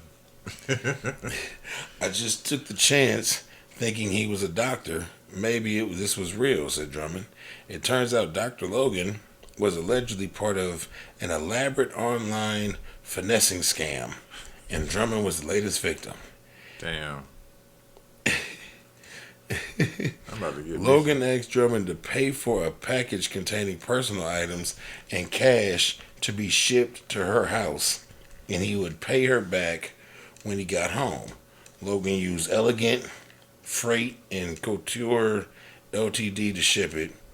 I exhausted all my funds for a package I thought existed, but come to find out, there is no package, said Drummond. 4 months later, Drummond kept handing over money, believing excuses from the shipper.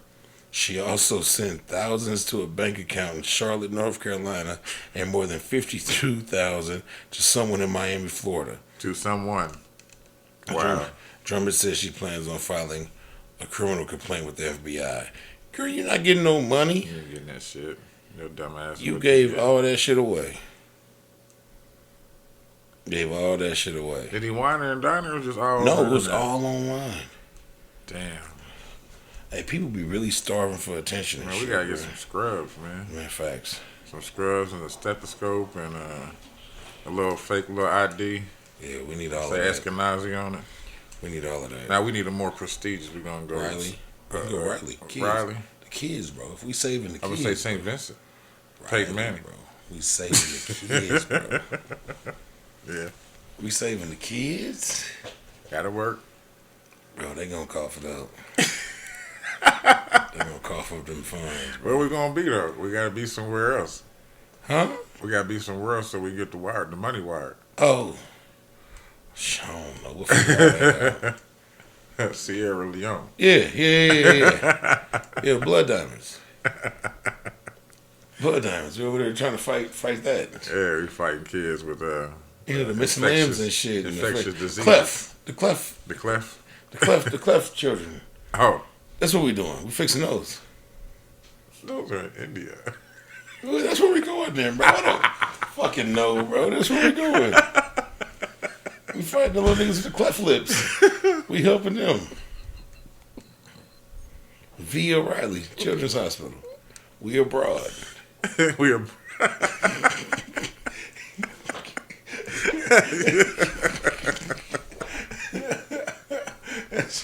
That's what we doing, bro. Oh shit. That's what we doing, bro. That's funny. We're getting to it, man. He got to it. Did they ever say his name? I just deleted it. Okay. I think I said it. Oop, my bad. Yeah, we Damn. fight. My daughter is the loudest child in the world. Do you hear all that? A little bit. I hear it now. Boom, crash, boom, crash, boom, crash. Boom, crash, crash, crash. Boom, crash, crash. Speaking of kids, man, this is a sad story. Hate to go from laughing to some other shit, but a Georgia 6-year-old. Let me wait till my drink gets done.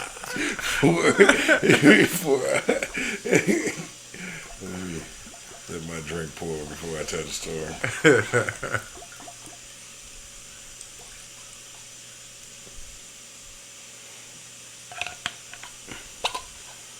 Buzzballs, ladies and gentlemen, and it's out of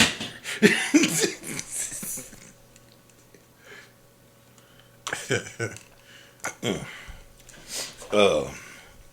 A Georgia 6-year-old dies after accidentally shooting himself with a toy gun. Wait. Yeah. All right. What kind was it? Airsoft? No, it was a real gun. He just thought it was a toy. They should have titled that different then. They did. Oh, air quotes. Okay. With a toy gun found outside. Damn. On November 5th, Tara Olmsted and her son Zizai, Z-I-Z-I, ZZ. ZZ, Zaza. I'll say ZZ. left their apartment in Calhoun, Georgia, to let their dog outside. As he headed back into the home ahead of her, the 6-year-old reportedly told his mother that he found a toy behind their building, a toy gun behind their building. Children regularly lose toys, and she thought nothing of it. Mm. From inside their home, Tara heard a loud pop, and she sprinted to find him on the floor of their apartment. She found Zaza with a gunshot wound to his head. Mm. Next to him was a 9mm Taurus handgun. As she notified authorities, and he was pronounced dead at the scene. Zaza attended school almost 70 miles north of Atlanta at Calhoun Primary School. She loved classmates, teachers, and other staff members. Yeah, he was a great kid. That's crazy. Yeah. It seemed like she would have checked it out in today's climate, but I mean, I can't really blame her. Police say that they have yet to discover the owner of the gun, but the incident is still under investigation. A GoFundMe has now been created for Zaza's grandmother to help with the funds of the cost of funeral that will be placed November 16th in Pleasant Valley Baptist Church. Guests were being asked to wear blue and red in honor of Zaza, who greatly admires Spider-Man. Okay. It's fucking terrible. That Yeah, is terrible, like I man. said, it would. In an ideal world, she would have checked to see what was going on. But I mean, fucking kids, bro. Right. I found a toy. All right, whatever, baby. Mm-hmm. I'd have been like, let me see it though, but you know. That's sad. Definitely. That's real sad. Shit. On that side note, we're gonna take a break. Alrighty. We back, ladies and gentlemen. We gotta take a break. It is fucking freezing outside. Yes, it is. I don't even Good know how God. cold it is. It's too fucking cold. Right now it says 28 degrees. Let's see what it say now that I updated. 28 fucking degrees. 28 fucking there. What the real feel? I always hate that. I don't know what the real feel is yet. Hold on. Oh, they said it feels like 18 degrees. 18 fucking degrees. You got any more currents, bro? Nah, I'm on Florida, man. I got one, man. Okay. Shout out to Dolph. Young dog? Young Dolph, man. Okay. November 17th Yeah. is officially Young Dolph Day. Young Dolph Day in the state of Tennessee. Oh, the whole state, not The whole just state, Memphis. not just Memphis. The Cool. whole state. That's what's up. The whole state of Tennessee. November 17th is officially Young Dolph Day. It's not quite November 17th yet, is it? Not yet. No, yes, it is. Yeah, well, it is now. While we're recording, so I'm assuming they'll have some type of Visual or something. some type of presentation or something. Yeah, November 17th has been declared Young Dolph Day in the state of Tennessee. Ooh-wee. And that's What's up. So shout out to Dolph and rest in peace to Dolph. Yeah, rest in peace. Bro had some good music. Yes, he really did. Takeoff's funeral was this weekend, just passed in Atlanta, in the Coliseum down there. Yeah. It was a real big deal. Everybody was there. It was a real beautiful send off. Gucci Mane dropped a extremely heartfelt song called "Letter to Take." Okay. That is because Gucci Mane discovered them. Yeah. And you know what I'm saying, 11, 12 years ago. So, and Bootsy dropped the hardest song. As nice as Gucci's song was, man, Bootsy dropped this song called Rocket Man. Because that was Takeoff's. Yeah. Takeoff, Rocket Man, the last rocket. That was his Okay. astronaut, Nigga, he dropped this song called Rocket Man. So fucking hard. Damn, I gotta check it out. So hard, bro. Check the Rocket Man by Bootsy, nigga. It's on your He's- YouTube. It's on YouTube. It's on all streaming platforms. All Hey, it is hard. Next goddamn break, I'll probably take my phone and let you hear it. Nigga, Rocket Man is hard as shit. All right. So, yeah, but just rest in peace, man. Too much fucking nonsense. But shout out to Dolph. Yeah. Gone way too soon. Yes, sir. Real good music, real good Yeah, man, niggas. take off. Yeah, man, take off. Gone way too fucking soon. And a lot of And others. everyone else, everyone else. P&D Rock, Triple X, XXX, Testosterone, all them niggas. Shit, Nipsey Hussle, Mac Miller. Nip the fucking great. Man, like I said a million times, like, I don't know if y'all know, I got that life-size picture of Nip in my kitchen. I say it all the time. My kitchen is Nipsey blue, nigga. Ain't nothing else blue in my house. Yeah, I painted that kitchen blue so I could put that picture of him up in there. I feel you on that. It's a nice picture, though. Yeah. That motherfucker. Even the car's blue. Yeah, nothing else in my house. Look at the line where my front room breaks into my kitchen. Yeah. Nigga, nothing else in my house is blue. I didn't notice that. That I didn't notice. Nothing else in my house blue, nigga. That motherfucking kitchen is Nipsey blue, nigga. That's lucky I ain't got blue goddamn dishes, nigga. Rest in peace, Nip Hussle was great, my nigga. But it's Florida man time, man. Florida man. I got two. I got two. I got a disappearance and murder. Okay. It says Florida man arrested in connection to disappearance and murder of wife. Shit. A man, this is in Broward County, Florida. A man who filed for divorce from his wife is now charged with her disappearance and murder. Okay. I don't know how. Mimose Dulcio? Shit. Yeah. 39 was last seen on Thursday, November 10th at around 5:30 p.m. at her home in unincorporated Central Broward. Okay. Broward County. Yeah. Missing person alert was issued. Broward County For her on Saturday. First 48th be at. Okay. It says investigators with the missing persons unit said they investigated the circumstances surrounding her disappearance before the case was transferred to the homicide unit. As the investigating continued, detectives interviewed Dulcio's husband, 36-year-old Jose Luis Pacheco. Pacheco. That's a hell of a name. Yeah, I know. Pacheco, it's like a boxing name. Mm-hmm. He said told detectives that he had not seen or heard from his wife in a couple of days, and they were in the process of getting a divorce. Detectives say they obtained a search warrant for the couple's home and shared car. During the search, evidence was found that suggested Dulcio had been murdered in their home and that her body was transported in the couple's shared car and disposed of in an unknown location.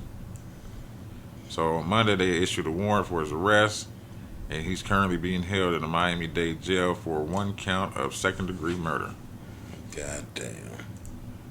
Killing his wife. God damn. He said it's cheaper if you keep her, but it's free if you get rid of her. Yeah. Nah, he had to pay for his life with this one. Yeah. Yeah, he ain't do that shit right there. Yeah. Not that I'm condoning what he did, but Nah, never. Never. All right. Florida man arrested. excuse me. Yeah, it's like we said, it's really cold out here. So let PM get his nose together. All right, I got him. It's rough out there, bitch. It's rough out there, bitch. Oh. He blowing his nose on drop my pen. We got all type of sound effects on this one. It's crazy. Here, give you some more. Yeah. Florida man arrested after allegedly selling a bomb to undercover cops for $800. He did what with a bomb? Sold a bomb to undercover cops for $800.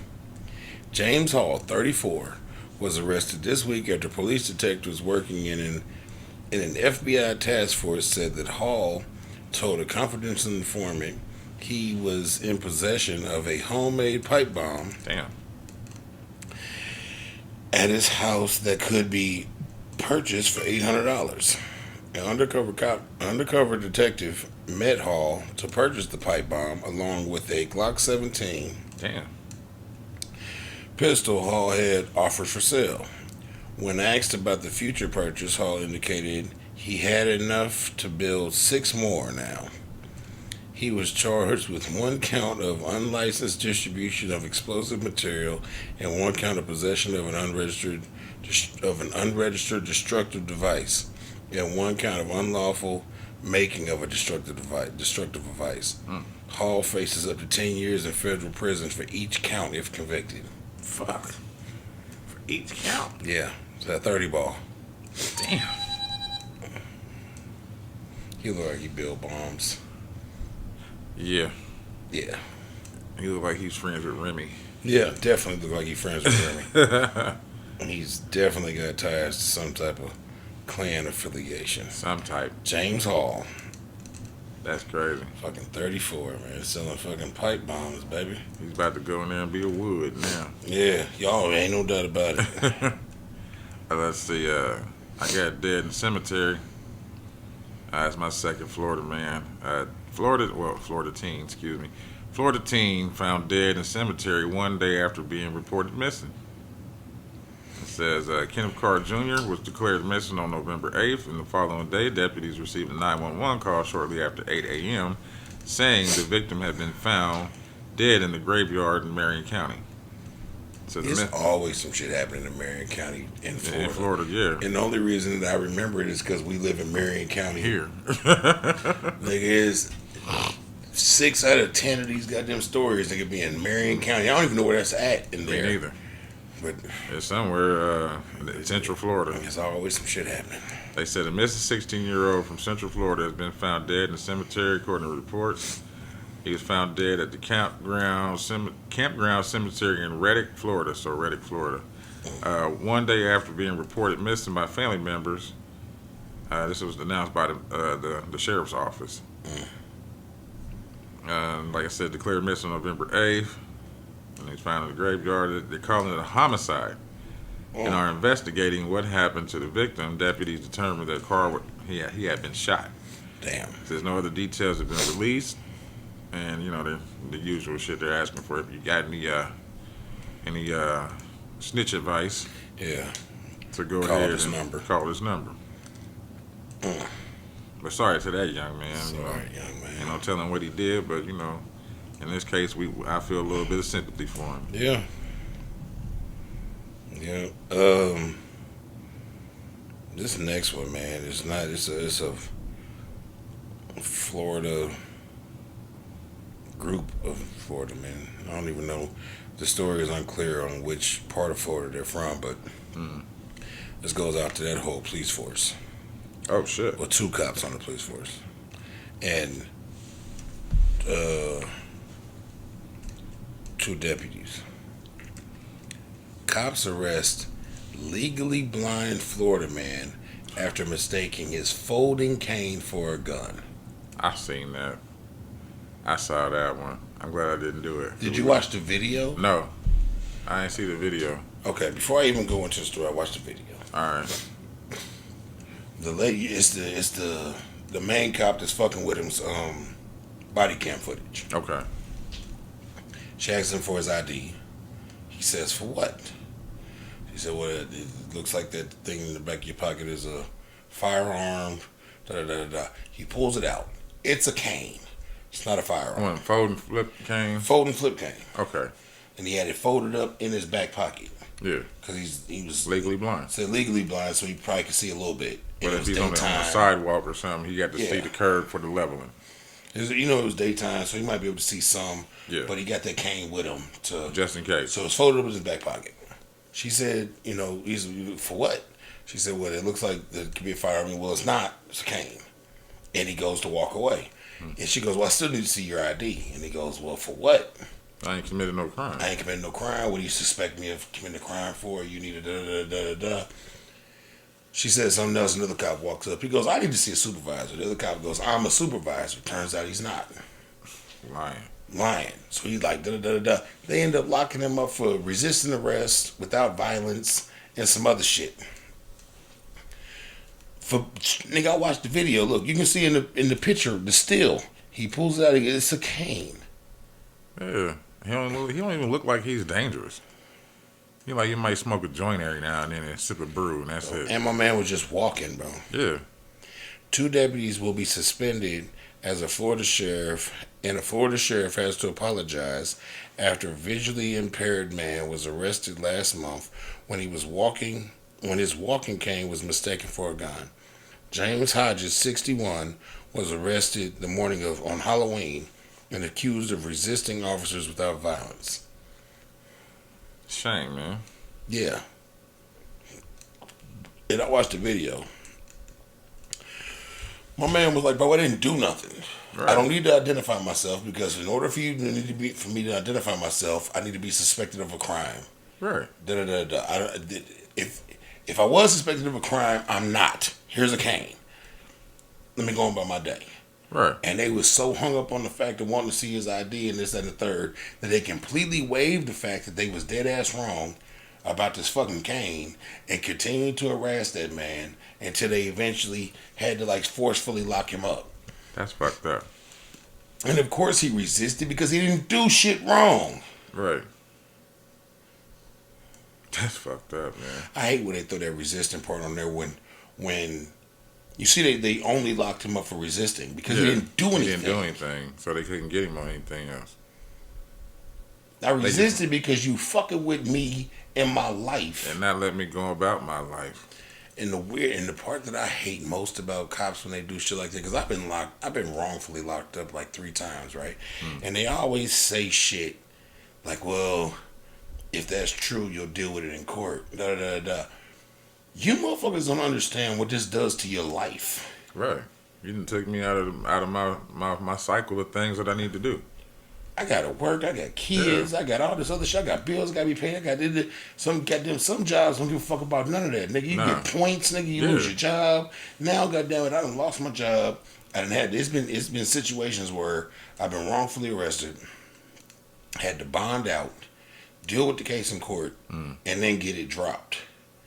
I didn't get my fucking bond money back and this, that, and the third. So now I'm out of whatever my bond money was, whatever time I was incarcerated, whatever time I had to take off of work to go to court. Yeah. All of these things are just... And nobody pays that back. Yeah, because you motherfuckers is on bullshit. That's why I hate to see cops like that. Like, even on... Well, not even on us, but some audit to audits, I hate when the audit person starts to get irate. Yeah. It's like, dude, what are you doing, man? You're supposed to be... You proved your point, but why are you being a dick now? Yeah. You know what I'm saying? I watched one earlier that was like that. But that shit right there, that shit's horrible. Bro, my man stopped. He like, what? He's like, I didn't see ID. He said, what?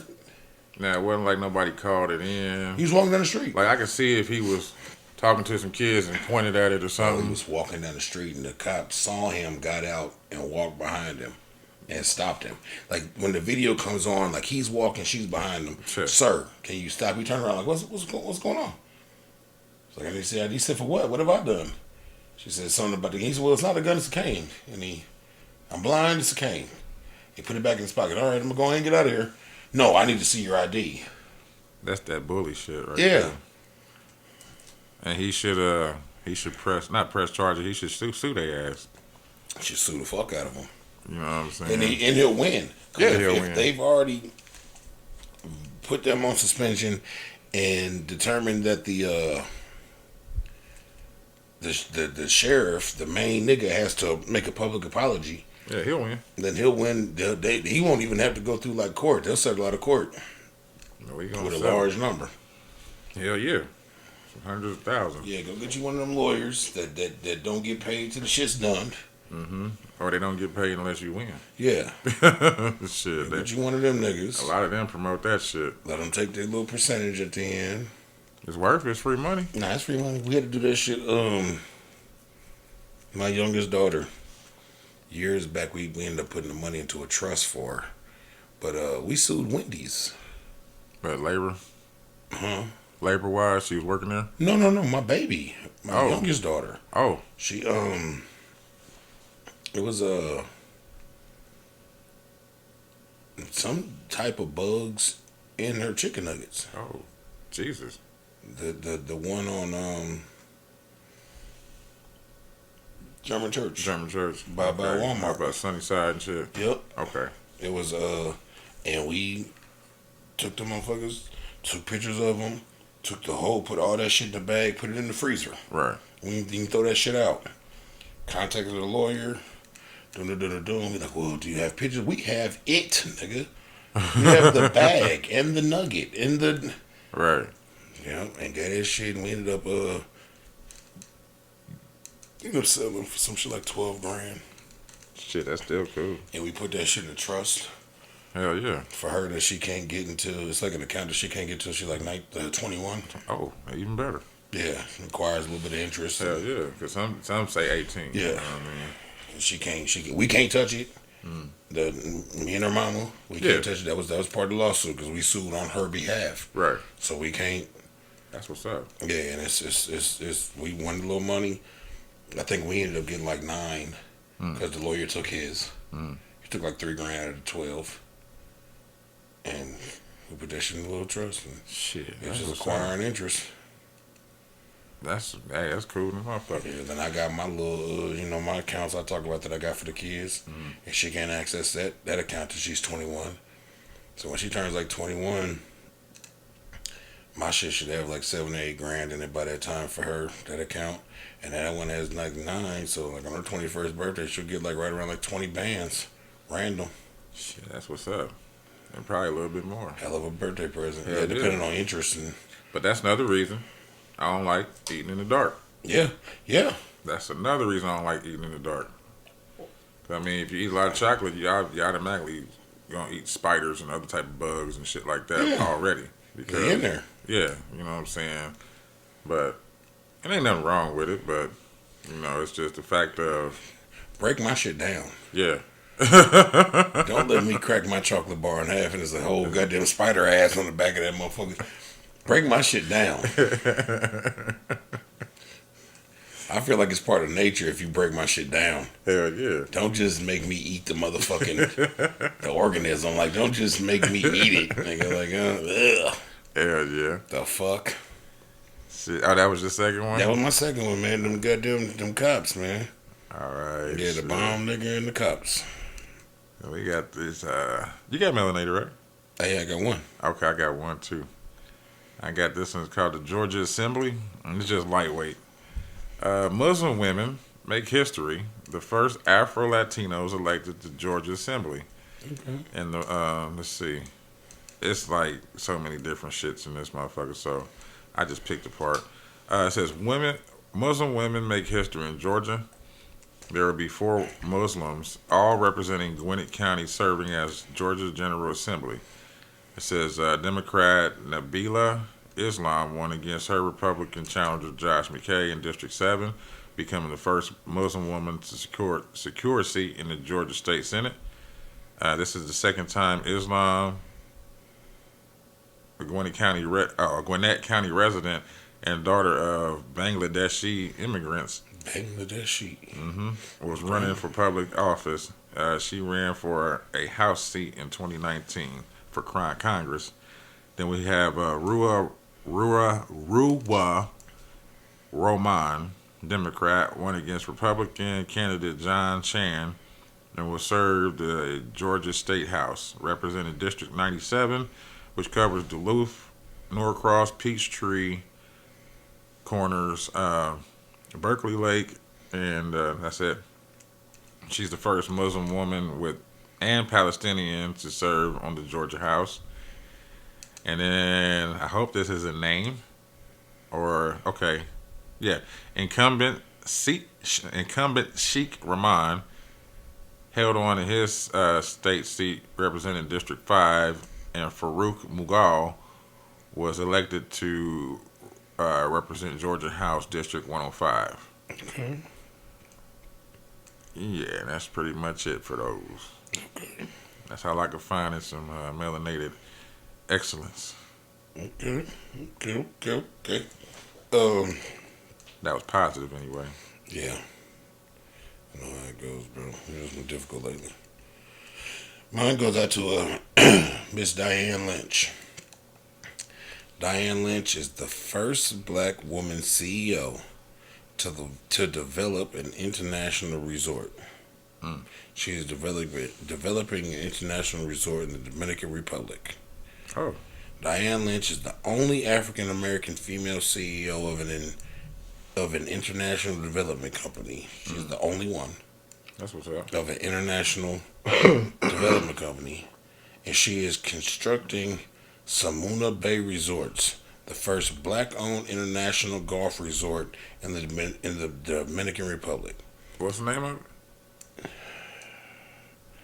Saman Bay No, Resort. no, I'm sorry. Oh, Saman. Okay. Yeah. I thought you said Zamunda. No, Saman. Saman Bay Resorts, the first black-owned international golf resort in the Dominican Republic. It will feature world-class amenities and experiences that include a signature golf course, amphitheater, and a professional sports training and rehabilitation and medical campus. That's what's up. Yeah, In the DR, huh? yeah, and she's fly. Oh yeah. Yeah, she's fly. Yeah, I do a Yeah, TikTok yeah. challenge with her. Yeah, she's fly. So shout out to Miss Diane Lynch, man. That's a big deal, man. Yeah. The only African American female CEO of an international development company. Okay. That's what's up. Yeah, so not only is she the Damn. first She's the only. to build a international resort, Yeah. she is the only black female CEO. Damn. Yeah, That's what's up. yeah. So shout out to Miss Diane Lynch, man. Big shout out. You doing your thing. You're doing your thing, and I'm very proud of you, baby girl. Man, it's these weekly fecals. It's them freckles times. Only got one. I got two. I'll start them off then. But so I get in where I fit in. I get in between you. I'm gonna start off with the lightweight one real quick. I call this 10-year-old tattoo. New York police arrest mother after 10-year-old son gets tattoo on forearm. The tattoo artist also arrested. A 10-year-old? 10-year-old. Oh my Says a God. 33-year-old mother in Highland, New York, Crystal Thomas, was arrested last month after her 10-year-old son received a permanent tattoo of his name on his forearm. Wow. The arrest was made by the town of Lloyd police on October 4th, and they announced on their Facebook account on October 11th. Thomas was charged with endangering the welfare of a child, a Class A misdemeanor, and while she was originally released on an appearance ticket, she later appeared in court on October 20th. Oh, she later appears in court. I don't know who the hell wrote this. On October 20th. Or, excuse me. Damn, we're in November. Says if convicted, she's facing up to 1 year in prison and 3 more years probation for her reckless parenting. The tattoo was discovered after the boy went to his school nurse and asked for Vaseline to help his body art heal. Oh, wow. Yeah, the shocked nurse immediately reported it to a school resource officer who then reported it to police officers in the area. So the police underwent a brief investigation before arresting 2 people. Because according to court documents, Crystal Thomas is labeling the incident a misunderstanding. It says when her son asked her if she could get a tattoo, she was under the impression it was a temporary tattoo, not a permanent one. Oh. If she had known what he meant by tattoo, she would have never give him permission. So in a later interview, the mother explained that she supports age restrictions for tattoos and that no little child should get tattooed. Nonetheless, she gave him permission, and he went to a tattoo artist willing to give the 10-year-old what he wanted: a 6 to 8 inch tattoo of his name in block letters on his forearm. In addition to arresting the mother, police officers arrested the tattoo artist that gave the boy the tattoo. The artist was identified as Austin L. Smith, 20-year-old unlicensed artist who was under the impression that you could get a tattoo with permission from the parents. Unfortunately, that's not true in New York. Wow. But here's my thing, though. Even if the mom thought it was a temporary tattoo, why wouldn't you look at it and see what it was? Mm-hmm. Or where he's getting it? Yep. And then to that 20-year-old, you just should have fucking knew better. Yeah. Come on, bro. The mom, you never met the mom. She never came. The little boy could have went around the corner for a couple minutes, came back and said, she said it's okay. And then you just go ahead and get this little boy a tattoo. Yep. Come on, bro. And then nobody else in that shop or maybe he was in his own place, but in that shop, nobody else said, hey, dude, what are you doing? Yeah, what the fuck's going on here? You know what I mean? Yeah, but that's the first one, bro. Okay, mine is a rougher. Texas woman Uh-oh. is sentenced to death in prison for killing her pregnant friend and stealing her unborn baby. Oh, Yeah. interesting. Let's get it. The victim, the victim's, the victim, Simmons Hancock's body was found October 9th, 2020 at her home. Her 3-year-old daughter was at the home when her mother was killed. Later that morning, Taylor Park, 29, claimed she'd just given birth after being pulled over by a state trooper for speeding and driving erratically. Mm. The baby was taken to a hospital in Oklahoma where she was pronounced dead. Prosecutors have said that in an attempt to keep her boyfriend, Parker made herself look pregnant, faked the ultrasound, and even had a gender reveal party, Damn. and then went and killed her friend and cut her unborn baby from her body to pretend like it was her child in order to keep her boyfriend. Ugh.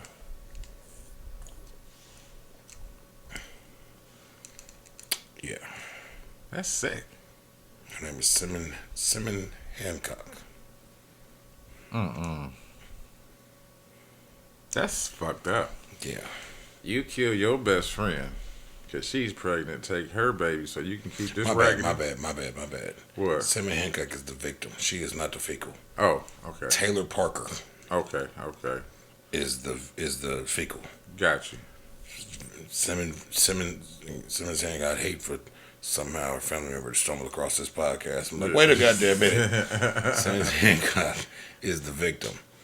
Taylor Parker, 29. That's the fucking. That's fucked up. That's the fecal. That's the still one. fucked up. Yeah, no, the whole shit's fucked up.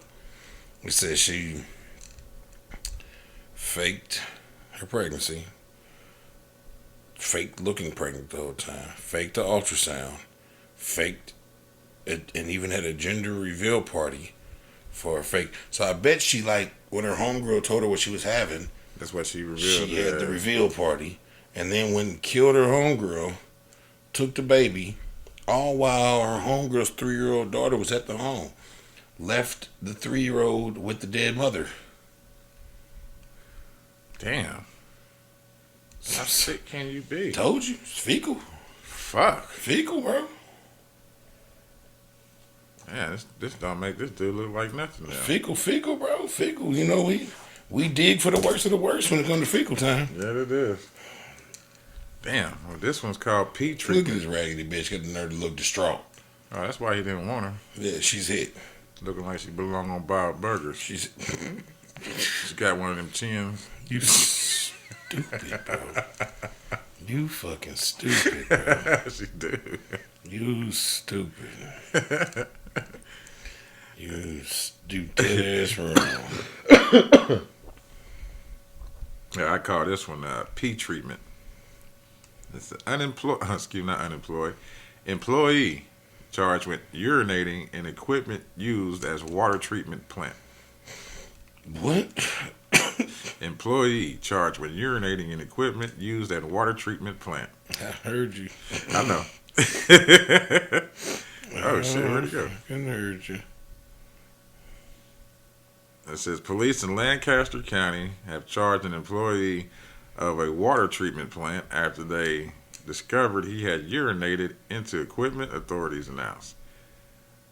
Ephrata Borough Wastewater Management contacted police when concerns arose with water test results that were misconstrued by deception and possible contamination on July 22nd.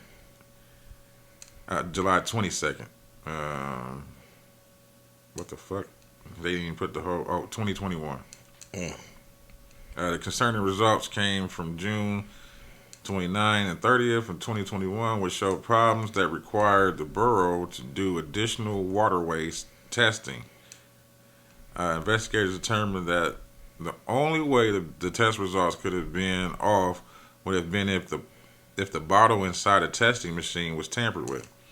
It says samples from the test bottles were sent to the state police lab, which showed the presence of urine. The test bottles are clean, so they should not have any presence of urine. Ultimately, investigators were able to connect the urine to an employee of the wastewater treatment plant, 57-year-old Donald Gibble Jr. And it says in an interview with police, Gibble admitted to urinating in the test bottle that was used on June 29, 2021. The Mannheim resident said he knew that the urine would change the test results. The company brought in the manager, Nancy Harris, and she says that it was important for customers to know that the actual water was not contaminated, just the bottle used to test samples. The Pennsylvania Department of Environmental Protection was immediately notified, and they say, we have closely monitored our samples since the initial report and will continue to do so. We are confident that this was an isolated incident, and we commend the staff for their efforts to discover, report, and rectify the problem. Gibble was charged with misdemeanor criminal mischief on November 4th. Police said online court dockets could not be located on Tuesday afternoon. So whatever else he had going on, we'll never know about it. Never know, never motherfucker. You'll never know. They never said why he pissed in it, but that's what he was doing. Just pissing. I guess he's trying to piss the town off. He's feeling motherfucking pissy, nigga. I know what happened. You know what happened? What happened? He caught some of them butt fingers. He said, "Oh, I know how to get you back. I got all you motherfuckers back.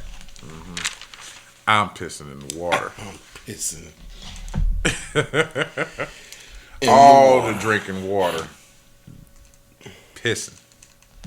I'm making this a pissy plantation. Hell yeah. Hey, side note, man, we better get out of here. Hell yeah. That fucking Dave Chappelle. Oh, the monologue? Saturday night. Did you watch the whole show? I didn't watch the show. I seen a couple of the skits from the show, but I ain't watched the whole show. Did you see the potato hole? Huh? The potato hole. No. So boom. He's on like a Good Morning America situation, right? Yeah. And the two hosts are like, we're joined here by blues singer Sticky Fingers McGee or whatever they cut. Yeah. And it's Dave Chappelle with like this hat on, he's smoking a square, he got his guitar. And they like, he's been playing his tunes, to go out to commercial break. His new album, and they flip up the album. It's called Sticky Fingers McGee, whatever the nigga's name was. Yeah. My Potato Hole. And they're like, something. What is my potato hole? And he just leans into my friend and goes, I'd rather not say. And he just keeps doing what he's doing. And then the you know how white people are, brother. They just can't stop. Right. The potato hole. Wonder if I can play with my wife's potato hole. And he's doing shit like that. They cut to the Weather Channel, the weather anchor, and he's some potato hole. I just can't stop saying it. They cut to sports, some potato. And finally they come back like, well, just Sticky, you got to tell us what the potato hole is. He's like, I'd rather just keep it to myself. And he keeps letting him do it. And finally they cut back and they go, we maybe we'll never know. Like, for the love of God, Sticky, tell us what my potato hole means. Yeah. And he leans in and goes, the potato hole is where slaves kept any type of their loving treasures that they had to hide from master, even though they knew that they would be beaten, whipped, and all their livelihood would be taken from, but they still kept them guarded in their potato hole. They called it the potato hole because he went to this whole thing, and all these white people sitting there looking crazy at the motherfucker. He goes, and that's what a potato hole means, bitch. And he was,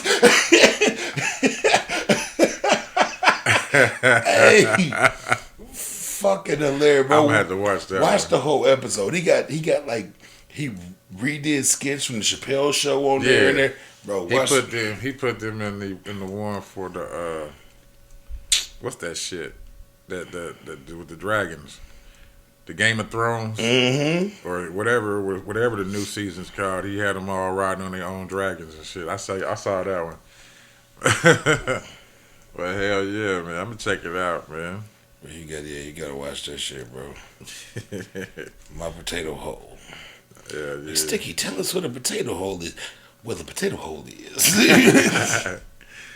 Shit. But y'all know what to do. Like, subscribe, hit the subscribe. notification bell. Hey, shout out to Buddy. I had to handle with all the professionalism in my goddamn soul. Did you What? see on the YouTube comment? No. I'm gonna have to go back. Last week? It was on one of the Florida mans. Oh, what did it say? Here we go. Y'all about to stay here while I pull this up. I ain't see it. Bro, this motherfucker it was on a He was on a potato hole. he was on a potato hole. It was on a potato hole. He was like, it was on one of the influences. I mean, one of the Florida man. one of the Florida mans. This isn't our YouTube phone, so I gotta Oh, okay, I got you. I gotta dig through some shit. I think this is it.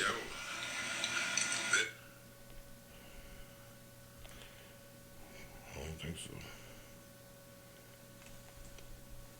Is it a recent one? Yeah. Might have been like 7.